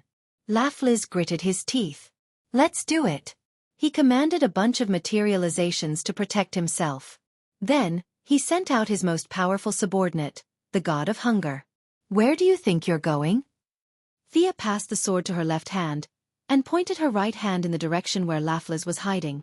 She mobilized her divine power and used a large-scale soul shock. Invisible and colorless ripples rushed up like a tide. The Lantern Ring spirits were all controlled by the Lantern Ring spirits, and were immune to all soul attacks. However, Laughless couldn't. He was still a living individual. Facing a direct soul attack, he, who wasn't a strong man to begin with, was sent flying more than 10 meters. The soul shock made his mind go blank, and he vomited blood in the air. "I'll take your head." Thea stepped on the head of a materialized monster and flew up. She wanted to cut off the dog's head to vent her anger. Hiss! A huge suction force slowed her forward momentum instantly. When she stabilized her body, the big-headed god of hunger had already flown to her side. The 10-meter-wide mouth opened to the maximum, and the irresistible suction force made Thea stop and counterattack. With this delay, Laughless' subordinates had already surrounded her, and 7 or 8 types of energy shields were set up just to prevent her strange soul attack. "Haha! A bunch of ants. It was the Guardians of OUA who told you about my whereabouts, you bastards." Thea wasn't surprised. The Guardians had lived for hundreds of millions of years, and it wasn't strange for them to have some detection devices in their hands. Provoking the orange lamp to fight with her didn't cause them any losses at all. "Consider yourself unlucky. No one can save you today." Anger rolled in her heart, and Thea's green eyes seemed to contain a ball of fire. 2 rays of light flew towards Laughless. The green rays were mixed with a little red anger, and the light was a little more gorgeous than before. It bypassed the materialized ghosts that wanted to block the attack, and the target was still straight at Laughless. Ah! Laughless was really scared this time. On a planet like Okero, where criminals ran rampant, he grew from a cautious little monster to the present day, and his premonition of danger was very sensitive. He had escaped from death many times by relying on his premonition, and the early warning in his heart saved him countless times in the beginning, but it had never been as dangerous as it was now. He let out an unknown shout, turned around, and ran, but how could it be possible? Being able to run away with extreme speed didn't mean that he could run away too. In less than 2 seconds, the ray had already reached his back. As long as it hit, no one but God could save him. Thea was still very confident about this. Just as Thea was waiting to see the enemy turn into ashes, she saw the god of hunger suddenly charge out diagonally and block the ray. The ray wanted to go around from the side, but the god of hunger opened his mouth that could swallow everything to the maximum. The pair of lifeless eyes seemed to be injected with some kind of vitality, and the enormous suction force even caused the orbit of the planet to deviate. Gravel, soil, bones, and countless other things were sucked in. Under the effect of the suction force, the ray's angle was visibly deflected, and finally hit the mouth of the god of hunger. The ray disappeared into the big mouth, and the god of hunger seemed to have obtained a rare satisfaction and relief. The big mouth slowly cracked from the center to the surroundings, and the cracks became bigger and bigger, and finally turned into a pile of dust. Ouch! Thea felt that her head was stuffed with an iron rod, and her vision turned black. On the other hand, the god of hunger, a new god who didn't leave his name in the original time and space, was completely obliterated by her. Unlike the group of vengeful goddesses under the benevolent grandmother, those were all false gods, existences without origins, and were gods who relied on various means to force themselves to become stronger. The god of hunger was now an empty shell, but he used to be a real new god. Obliterating him was a big burden on Thea. Fortunately, there was a fundamental difference between the two. Thea slowly rubbed her forehead, and her beautiful eyebrows wrinkled into a ball. She forcibly controlled her boiling spiritual power, smoothing it out little by little and suppressing the discomfort. Chapter 809.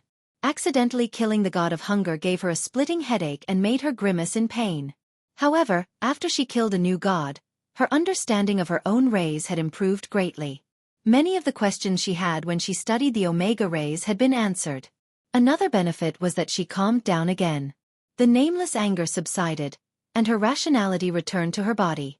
She looked at the galaxy with lingering fear. Death was peaceful. She was right about that. However, the souls of the dead were not peaceful. They were screaming silently.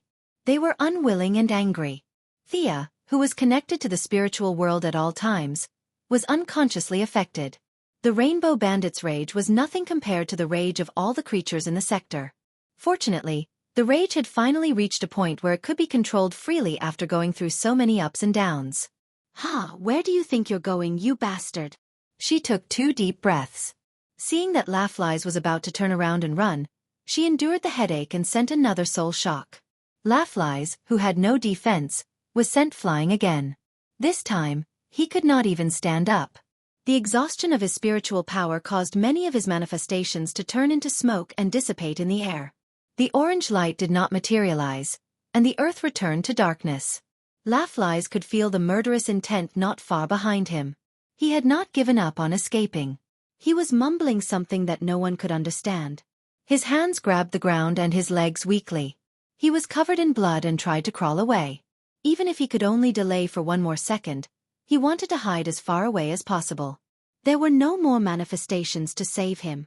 Thea took 2 breaths and looked at LoveLore, who was injured by her. She pointed the holy sword at his ugly head. "Don't you want my holy sword? Come and get it. All the wealth is LoveLore's? That's what you said before. If you dare to extend your filthy claws to the goddess of wealth, this day next year will be yours." A message entered her spiritual world. She, who had regained her rationality, heard a call from the distant earth. It was an emergency call gem that only a few of her family members had. Which one of her family members was in trouble? Thea's mind was filled with various thoughts. At her current level, divination was not difficult. The other party was generous and did not hide anything. She quickly figured out the various relationships and causes. She pondered for a few seconds, then sneered and pointed at LoveLore. "You dog with your narrow vision. I'm afraid you never thought that a supreme existence would use such a method to make me spare your life. Consider yourself lucky. If you dare to appear in front of me again, I'll chop off your dog head." Thea was very unhappy. She didn't even look at LoveLore. She turned around and stepped out, teleporting to the distant earth. Not to mention the orange lamp controller who was scared silly, Thea continuously teleported several times and arrived in front of Salisbury Stonehenge in Wiltshire, England. The sky was clear and cloudless, and the whole world was filled with peace and stability. At the end of the line of sight, there were a few young people playing soccer. Stonehenge was a world-class tourist attraction. Many people took photos and played here. However, contrary to the harmonious melody of the whole world, this place was not harmonious. Ordinary people did not feel it. They did not know that in the interlayer space of the real world, a tall man in a blue trench coat and a top hat was standing in the center, and a petite girl in a dark black robe was continuously retreating.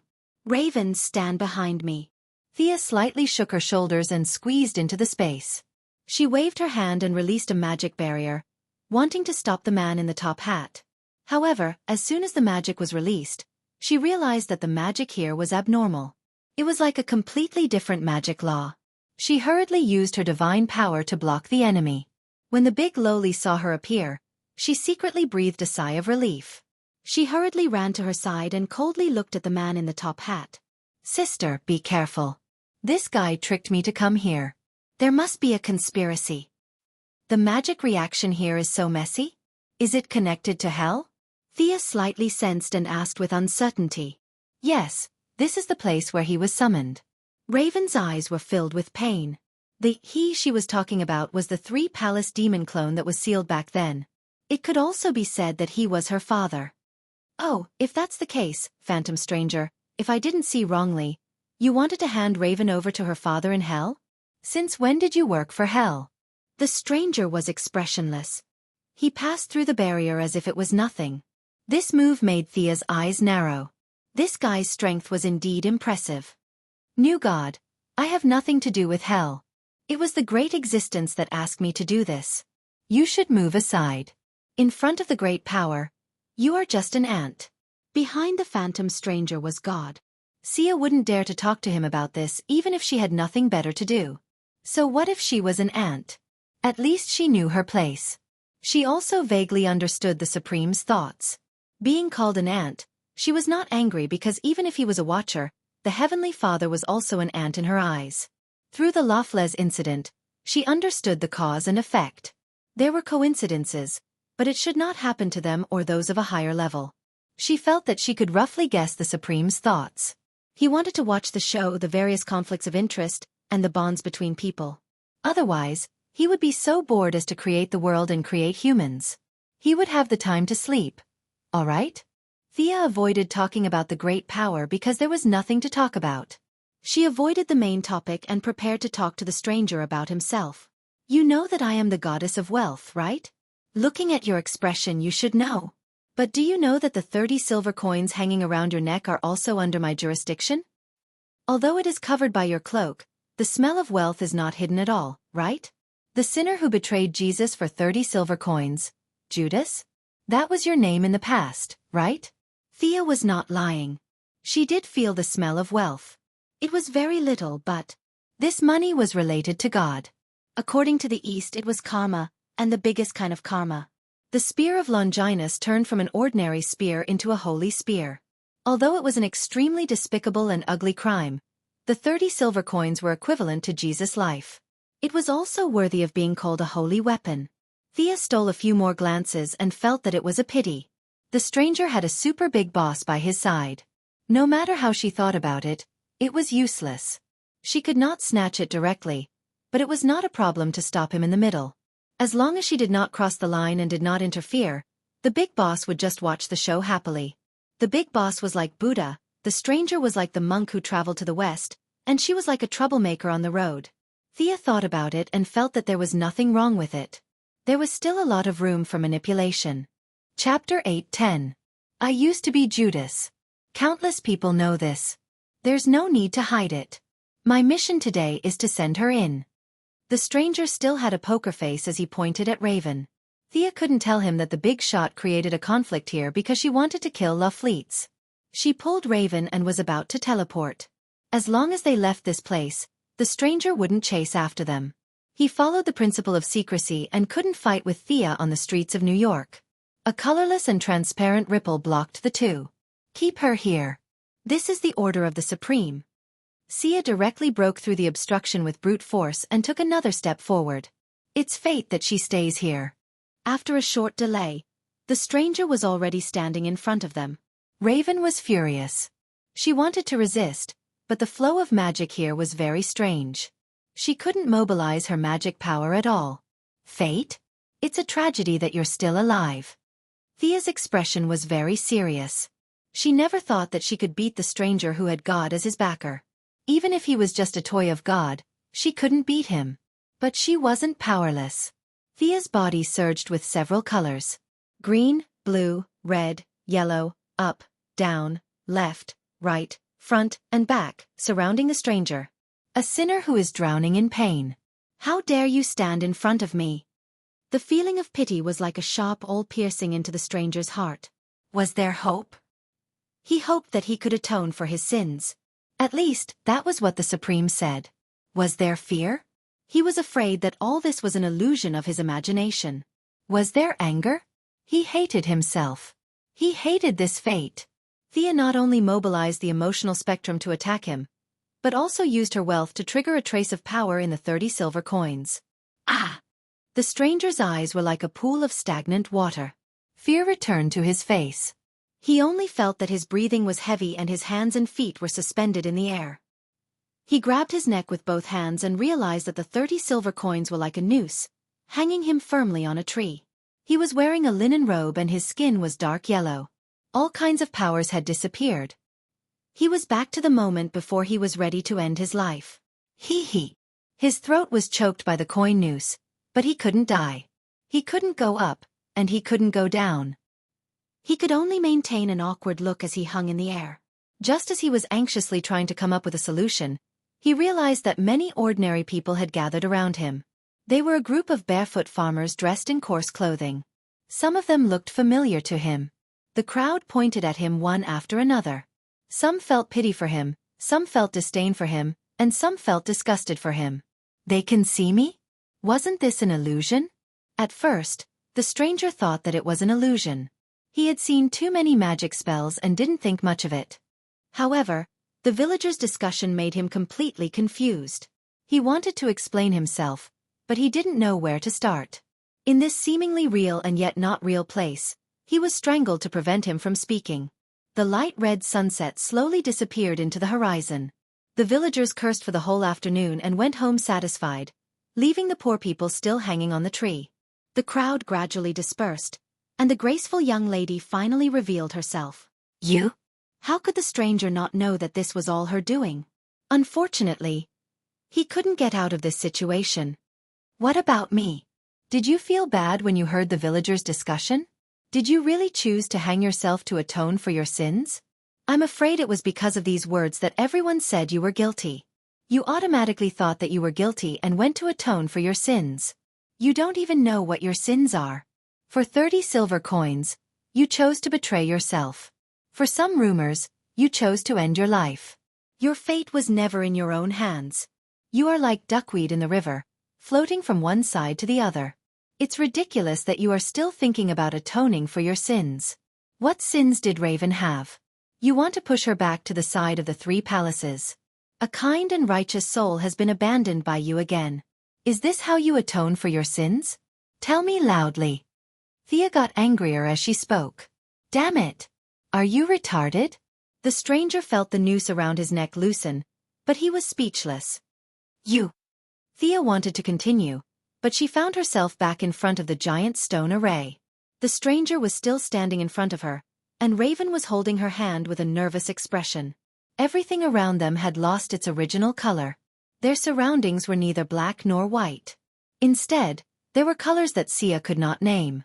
In this bizarre world, there was a dirty schnauzer standing there, looking at the 3 of them curiously. You have finally appeared. This is the biggest boss I have ever seen. Thea almost jumped up, but she hid her emotions well. Confusion, fear, and a little confusion. Previously, when the silver coins didn't reject her use, Thea knew that God, or rather, God Smuff, was happy to see her succeed. He didn't object to her playing the stranger, and he even had the intention of sharing his experience with her. It was impossible for her to bow down to him. After all, she was an actor in this movie, and Raven was at most an extra. They didn't have the right to talk nonsense with the director. It was better to just watch the show. The young lady chose to observe with some uneasiness. Who is this? Or what? The big lowly Raven was a little confused.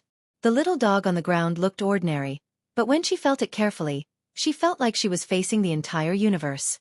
This kind of vast and ethereal feeling was something that even the 3 palaces of demons couldn't compare to.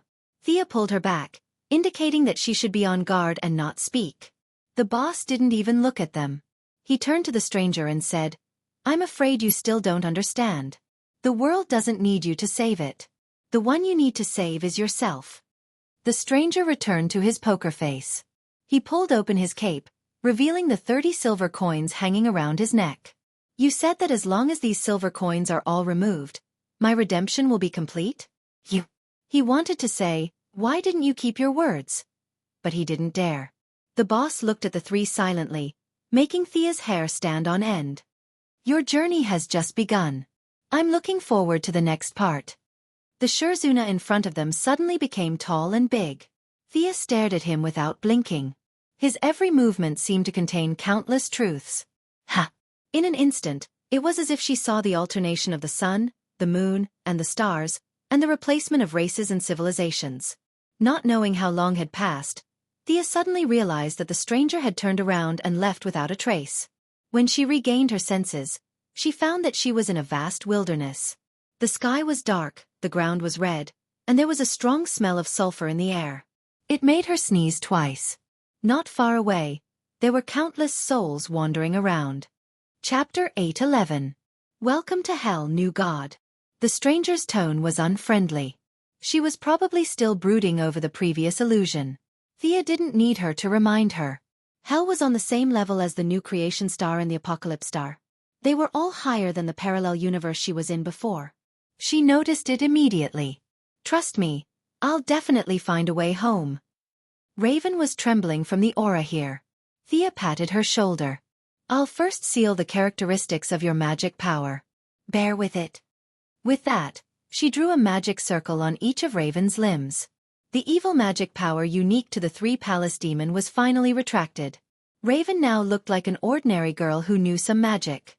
However, time was short, and there were many problems with her seals. She might be able to hide the characteristics of her magic power, but she couldn't hide her bloodline. They could only pray that this place was far away from the 3 palace demons' main body. Humph! You should be more concerned about yourself. Your divine power is as dazzling as a torch. You're not welcome here. The stranger continued to speak coldly. Thea rolled her eyes. Nonsense. Do you think I don't know this? She had already tried. The mother box was directly blocked. She couldn't use the teleportation spell because of the different rules. As for the lantern ring, it was even worse. Her several escape methods were all blocked by the schnauzer. Sorry, I'm afraid I'll have to disappoint you. She rummaged through her wealth space and finally took out a long robe. This was a semi-divine tool. It was a grayish-white tattered robe with the characteristics of absorbing souls. It was originally an inconspicuous equipment in Hades' treasury. Thea didn't pay much attention to it when she got it. Now it was of great use. She draped the robe over her body, and many of the dead souls wandering outside the gates of hell pounced on her as if they had seen a delicacy. With the help of the many dead souls and the support of his soul divine position, she was now filled with a gloomy aura, a proper necromancer. You! The stranger was so shocked that he was speechless when he saw that she had transformed into a living person. Thea's beautiful nose snorted. She looked at the stranger. Are you dumbfounded? I don't need too many aliases. In order to deal with all kinds of unexpected situations, these were all prepared in advance. Can we follow the original route? Raven asked Sia in a low voice. She was referring to the path in Nandarbat that Sia had created when she sealed the 3 palaces. Do you know the terrain around here? How far is it from your original activity area? Thea was a little excited. If she could find her old way back, it would be a lot easier. The big lowly was a little embarrassed. She looked around for a while and shook her head, indicating that she didn't know where she was. The vastness of hell surpasses your imagination. Just wait for the supreme trial. Believe me, this is the only way out. Moka stood perfectly straight. It could be seen that this was not the first time he had been thrown into an indescribable space. Thea was not going to be polite to him since she was left in this broken place. She pointed at the stranger's nose and said, "Sinner, do you know the biggest difference between you and me? I will fight to the end and not wait for others to help me." Wasn't it just hell? If she was immortal, she wouldn't have been able to do it. However, with her current strength and various memories, she was confident that she could find a way out by herself. In the ring-shaped god's domain, there were a total of 8 areas. They were Dream World, Heaven, New Creation Star, Heavenly Realm, Nightmare, Hell, Apocalypse Star and Underworld. Hell had 2 neighbors. One was Apocalypse Star and the other was Nightmare. If she reached Apocalypse Star and Nightmare, it would be very troublesome. However, Hell was different. Thanks to the various ways of humans, all kinds of teleportation formations and one-way teleportation gates were set up in Hell. She only needed to find a nearby demon lord to borrow the way home. After all, the demon lord only sealed her means and couldn't seal the entire Hell. Moka chose to ignore her Chunibu declaration. In his opinion, any struggle was meaningless.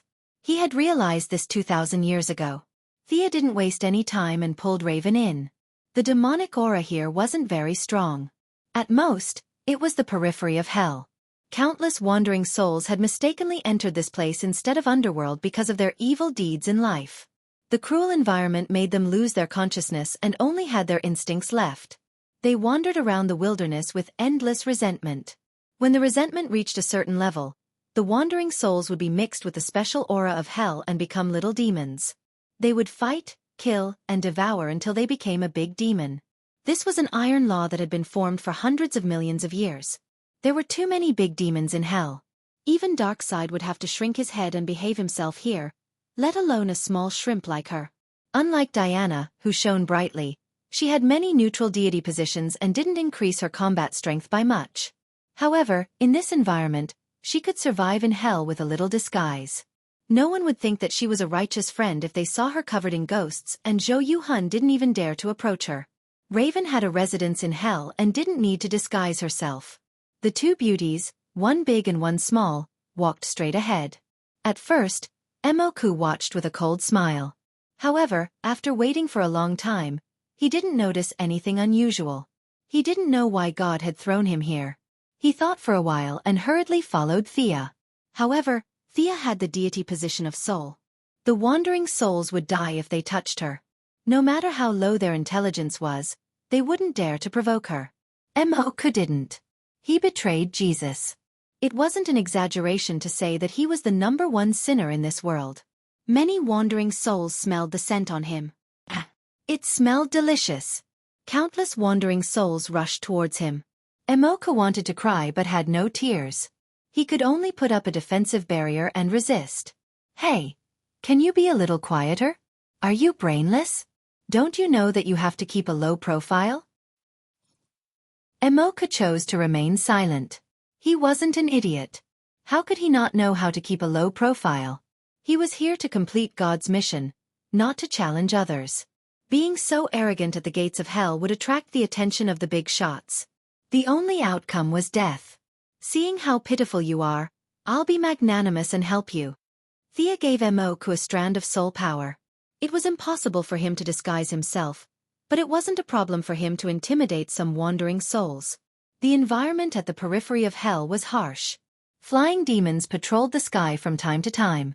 The two beauties didn't know the situation nearby and didn't dare to fly. After walking in the wilderness for more than 3 hours, they vaguely saw the outline of a small town. Hey, stop right there. Thea stopped a demon who was passing by. Previously, there were a few demons who were hunting and collecting supplies. They saw her undead aura from afar and chose to take a detour without exception. Now, the demon she stopped seemed to be doing better than the previous ones. This was because he was wearing a half-body leather armor and was riding a hell warhorse with fiery eyes. Chapter 8:12. Thea's body was surrounded by spiritual light transformed from wandering souls, scaring the demon. Hell wasn't far from the underworld, so it was normal for a few necromancers to come here. Tell me, who's the lord nearby? Thea didn't ask for directions directly. In her opinion, most demon lords had a direct route to Earth. She just needed to pick a less powerful one. It's Lord Nibiros, the demon said, trembling. This demon was 7 meters tall, had red skin, no wings, and no spell-like abilities. In short, he was weak, but he could ride a horse in hell, so he was at least at the level of an elite. Thea looked at him a few times, but there was nothing special about him. He was just a little stronger than an ordinary person. He could tell from the soldiers that this Nebaroth was not much stronger than the leader. She remembered that the demon fighting the Blue Devil was called Nibiros. This stupid name was awkward and tongue-twisting, so Thea wasn't sure. From now on, you're my servant. The demon was a little dissatisfied, but Thea threw him a piece of fine gold the size of a fingernail. His dissatisfaction immediately turned into joy, and he hurriedly nodded in agreement. As a servant, he couldn't ride a horse, so he let his master walk.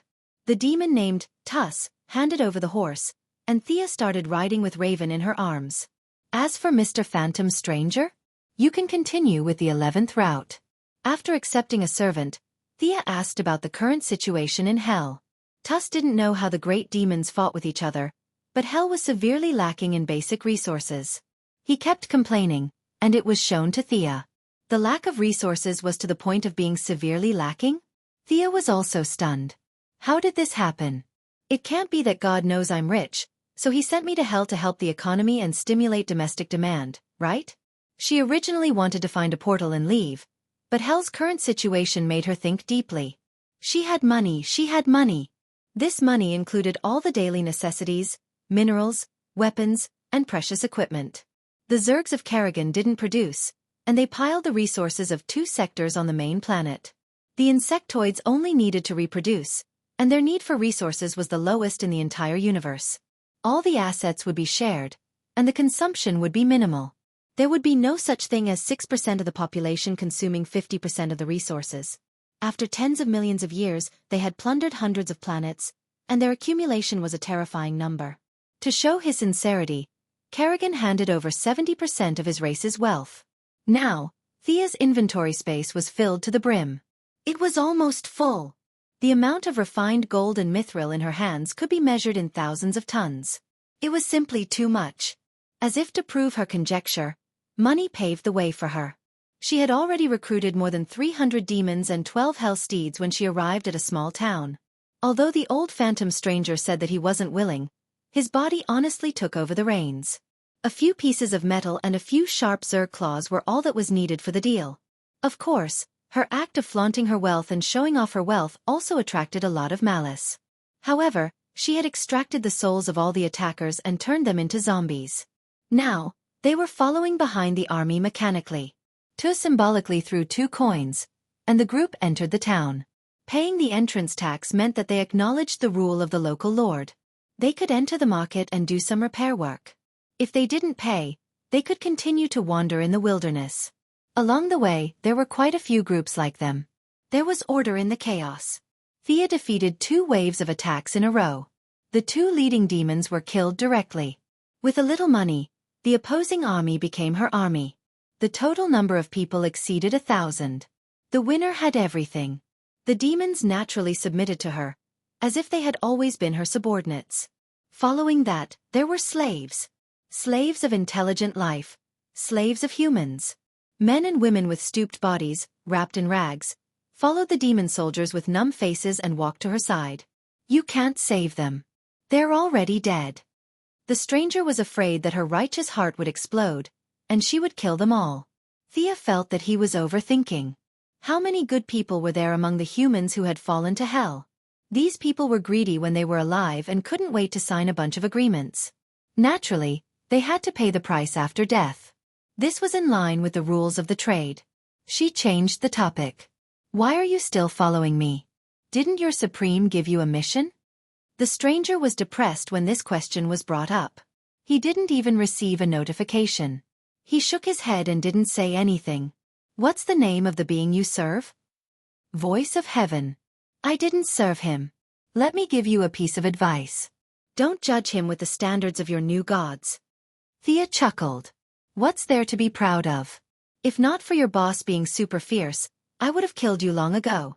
That Nibiros lives in the castle in the northwest. I'm going to take him down and see if there's a way back. If you don't receive a mission notification, you can come and find me. Thea finished speaking and led the large group into a small castle.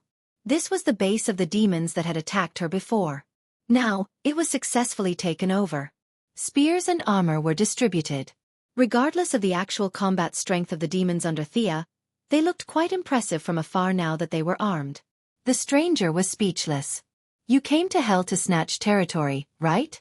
You didn't even say anything and directly started fighting for supremacy? He felt that he couldn't understand Thea at all. What exactly was she after? Puzzled, he waved goodbye to them. The stranger felt that the voice of heaven would only give him a hint after leaving this group of people.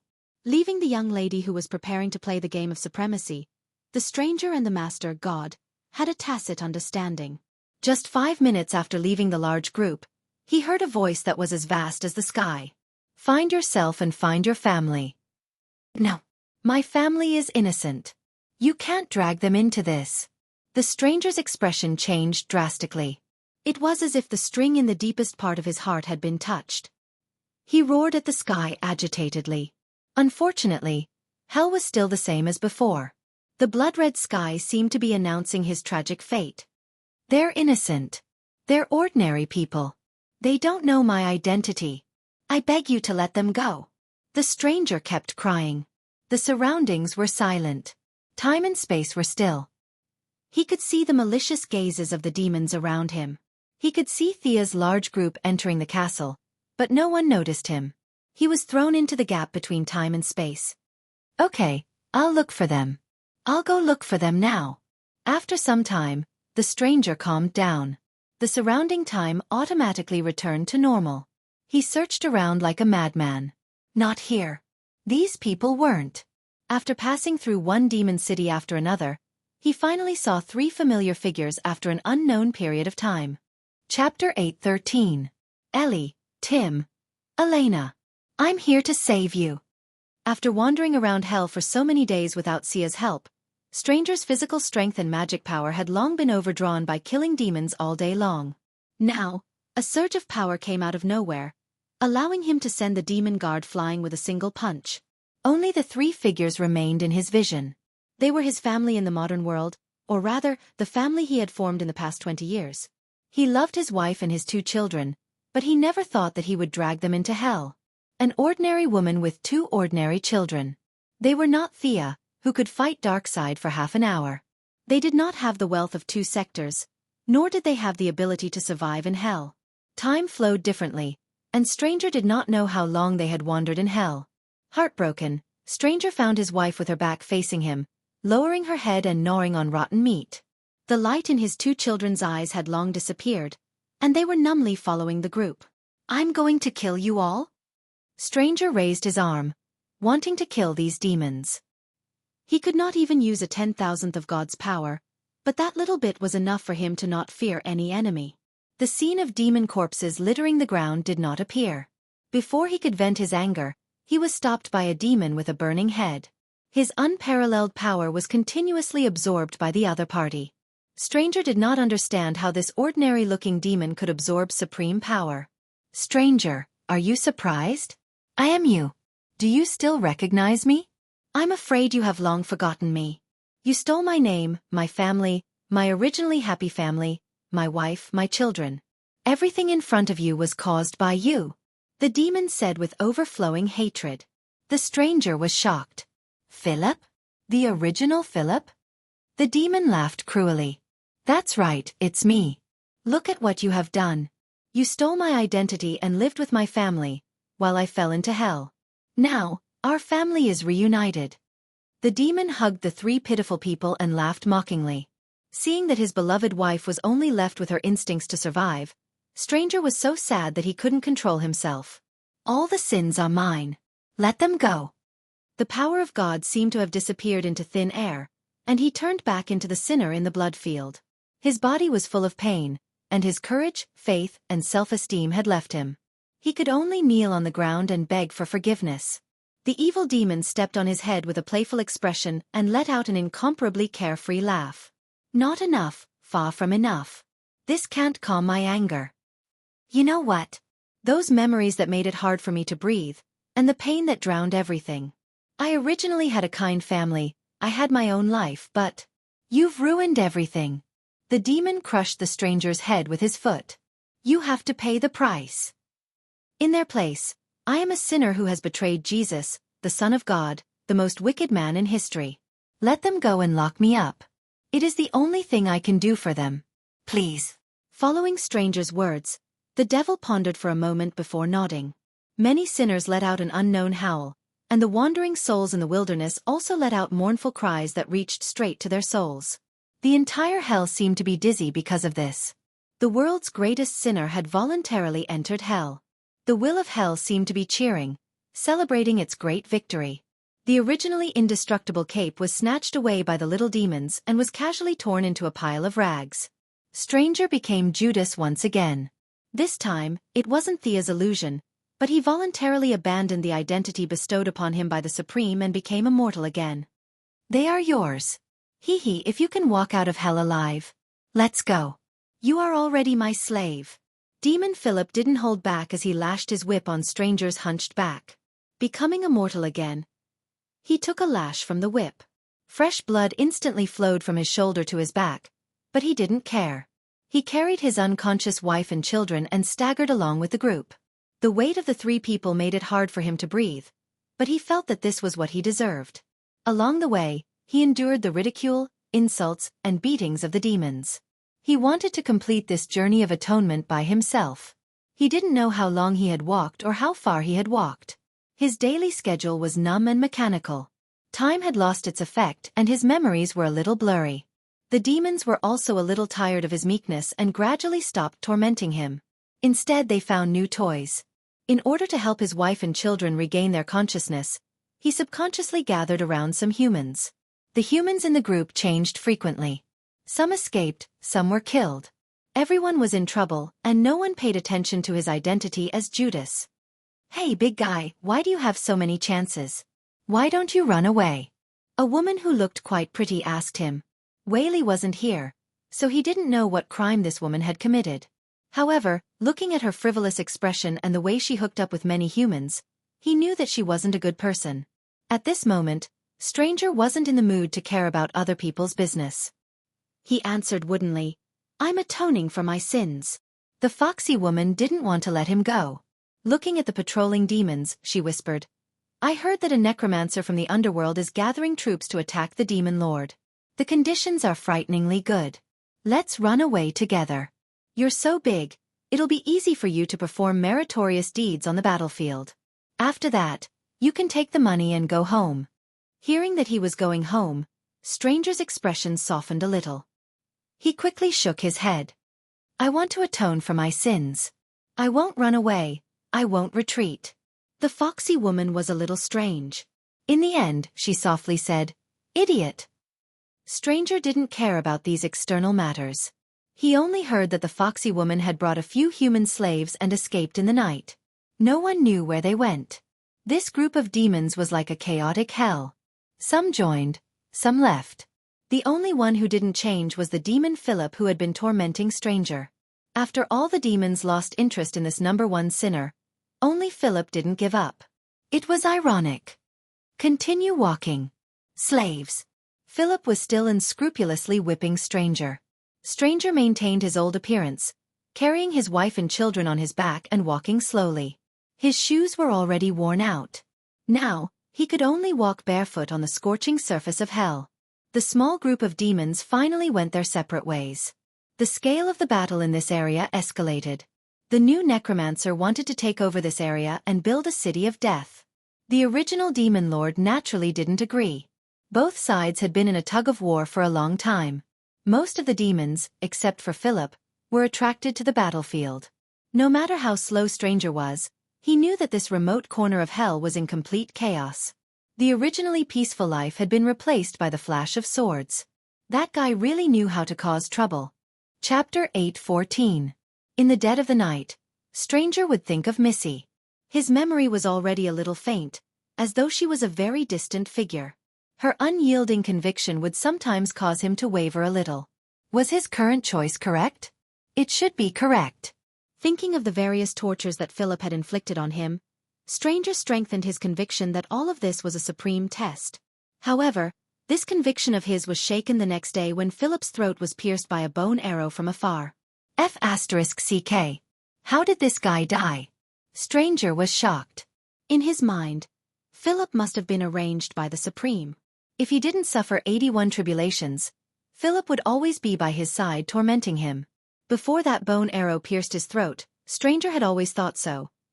Looking at the demon's body twitching in a pool of blood, he wasn't very sure if this guy was a test given by God. Many skeleton soldiers rushed out from afar. The one leading them was an undead knight. Although it was made from the corpse of a demon, there were also a few demons with crude equipment on the other side. The moment the two sides met, they started fighting in full swing. Seeing that no one was paying attention to him, Stranger was still worried as he touched Philip. This demon that had tortured him for an unknown period of time was bleeding all over the ground. He was already dead. Stranger's heart turned cold. This guy didn't seem to be the target of his atonement.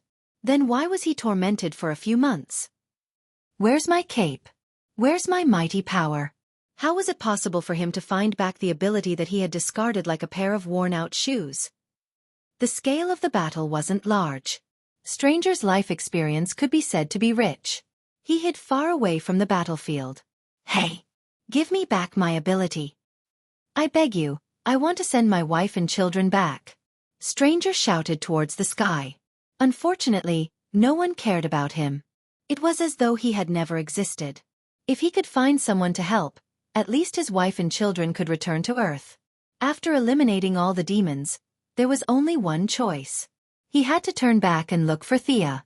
Regardless of whether it was to restore his wife and children's consciousness or to send them back to Earth, the help of the Soul Goddess was indispensable. However, to find someone in the vast hell was really difficult. Fortunately, Thea couldn't stay idle. Now that she was attacking the city, it was easy to find her. The stranger's luck was not bad, or perhaps it was better to say that God looked upon him with pleasure, and did not make things difficult for him on this road.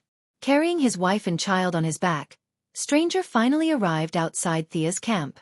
There was an army of nearly 1 million demons stationed here, as well as an equal number of undead. There was a huge bronze city at the end of the line of sight. Countless demons were fighting to the death. Occasionally, high-level demons would join the battlefield to stabilize the battle line and prevent the enemy from climbing the city walls. The city was brightly lit, and there was a huge stone pillar erected in the middle of the city. The light of magic flickered on it, emitting bursts of evil light. The attacking side also lit up the ghost lantern. The pale white light caused the movement of the undead, and the strength of their attacks increased by 10%. The stranger waited bitterly outside the camp for 3 days but still didn't manage to sneak in. Are you really a god under the Heavenly Father? Hiding behind a large rock, the stranger was very gloomy. Thea didn't dare to make a move as she was afraid of exposing her identity. Her strategy was to attack the city regardless of the losses. During the day, her demon army would attack fiercely, and at night, the undead would continue to fight. Day and night. The demons suffered heavy casualties? She wasn't afraid. She could recruit soldiers from further away. She could pull a large number of them with a wave of her hand, and the price she had to pay was almost negligible.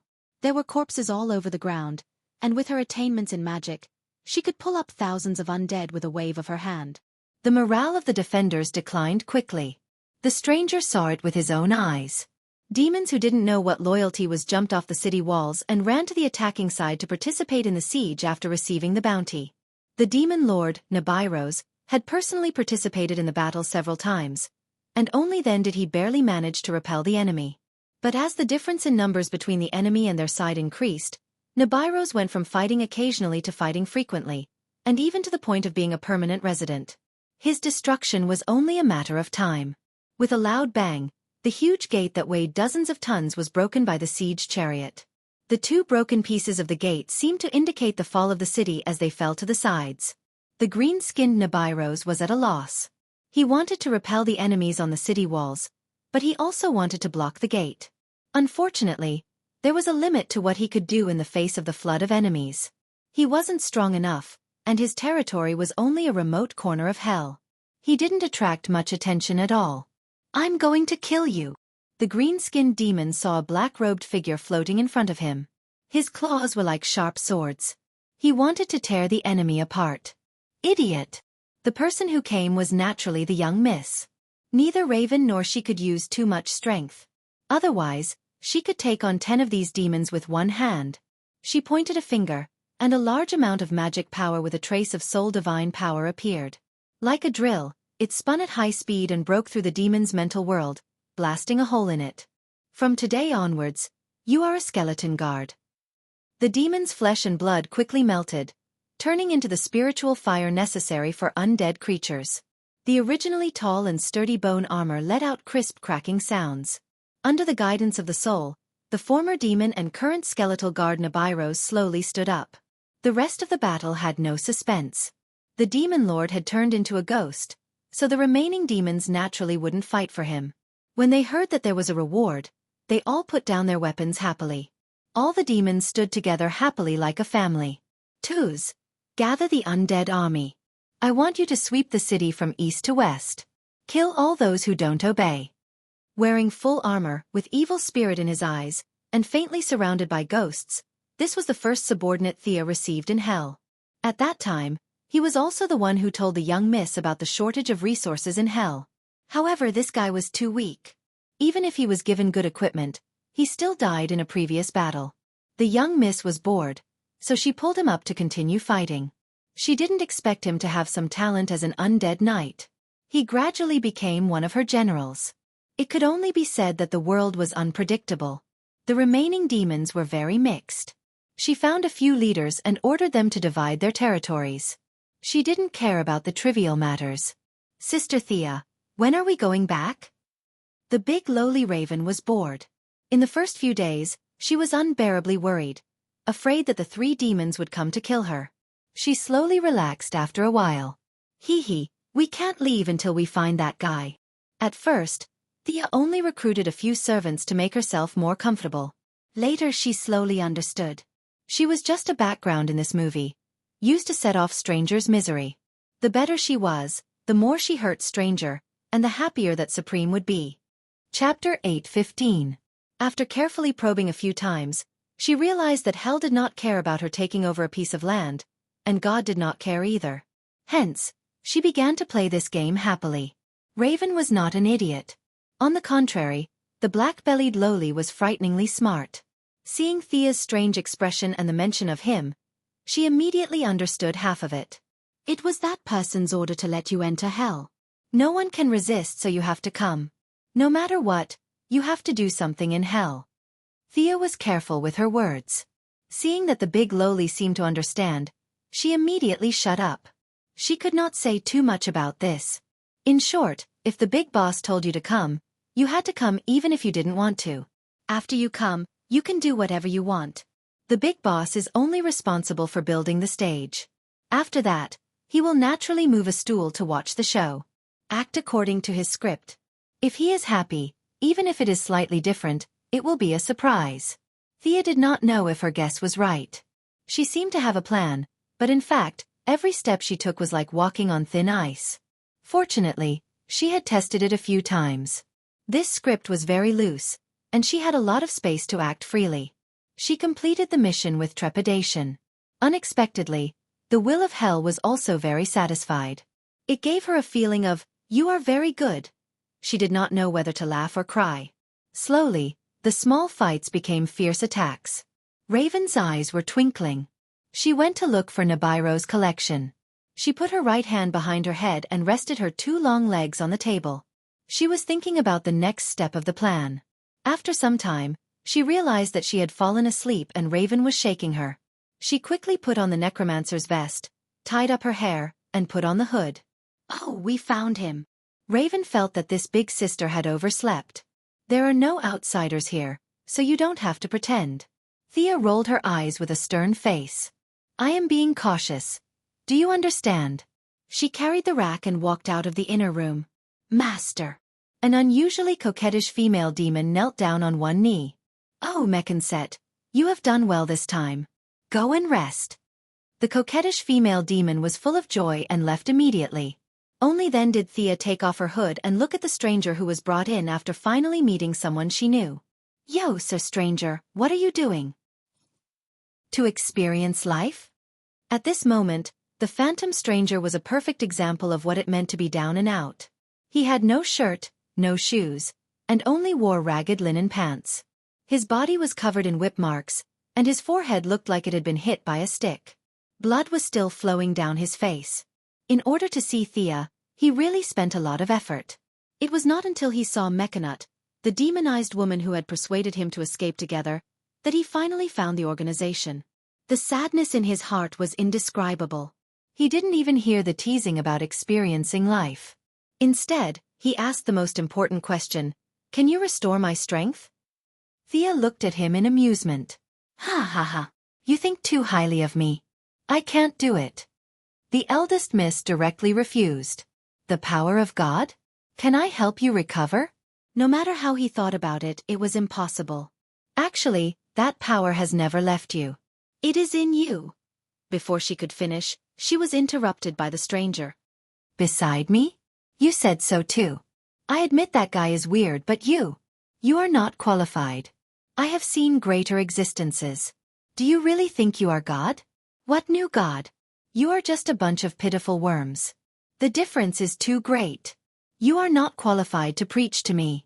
The anger that had been suppressed for a long time finally exploded, making the stranger almost crazy. The grief in his heart could no longer be suppressed. He madly grabbed everything, smashed it, and cursed. From God to Thea in front of him, and then to those stingy neighbors when he lived with his wife and children. It was as if the whole world was laughing at him and teasing him. "Come on, what other tricks do you have? Come at me. I don't want to guess anymore.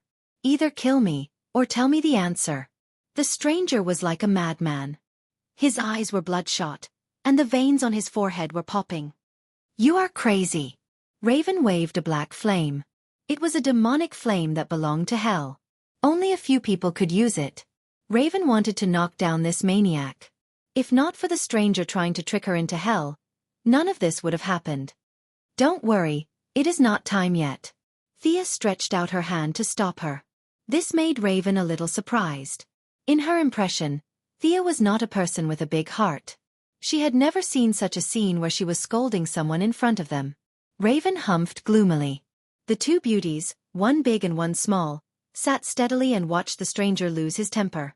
Not long after, the wife and children who had been carried on the stranger's back and were now on the ground let out a cry. The stranger, who had fallen into the spiritual world, felt as if he was struck by lightning. He scrambled to the side of his wife and children, tears falling down his cheeks. "I beg you, save them. They are only mortals. You must have a way, right?" Sia closed her eyes and savored the taste for 5 minutes like a charlatan. A hint of a smile appeared on her lips. "Phantom stranger, or Judas, You interrupted me just now. You have paid the price for your recklessness once again. The stranger thought that Thea was unwilling to help. His expression was as cold as death. Then, as if he had seen a ghost, he looked at the ordinary silver coin between Thea's fingers. Me? My silver coin? The appearance of the 30 silver coins had long been engraved in the deepest part of his soul. He hurriedly touched his neck. There was nothing there. The silver coin in Thea's hand seemed to have appeared out of thin air. Thea wanted to look up to the sky and laugh.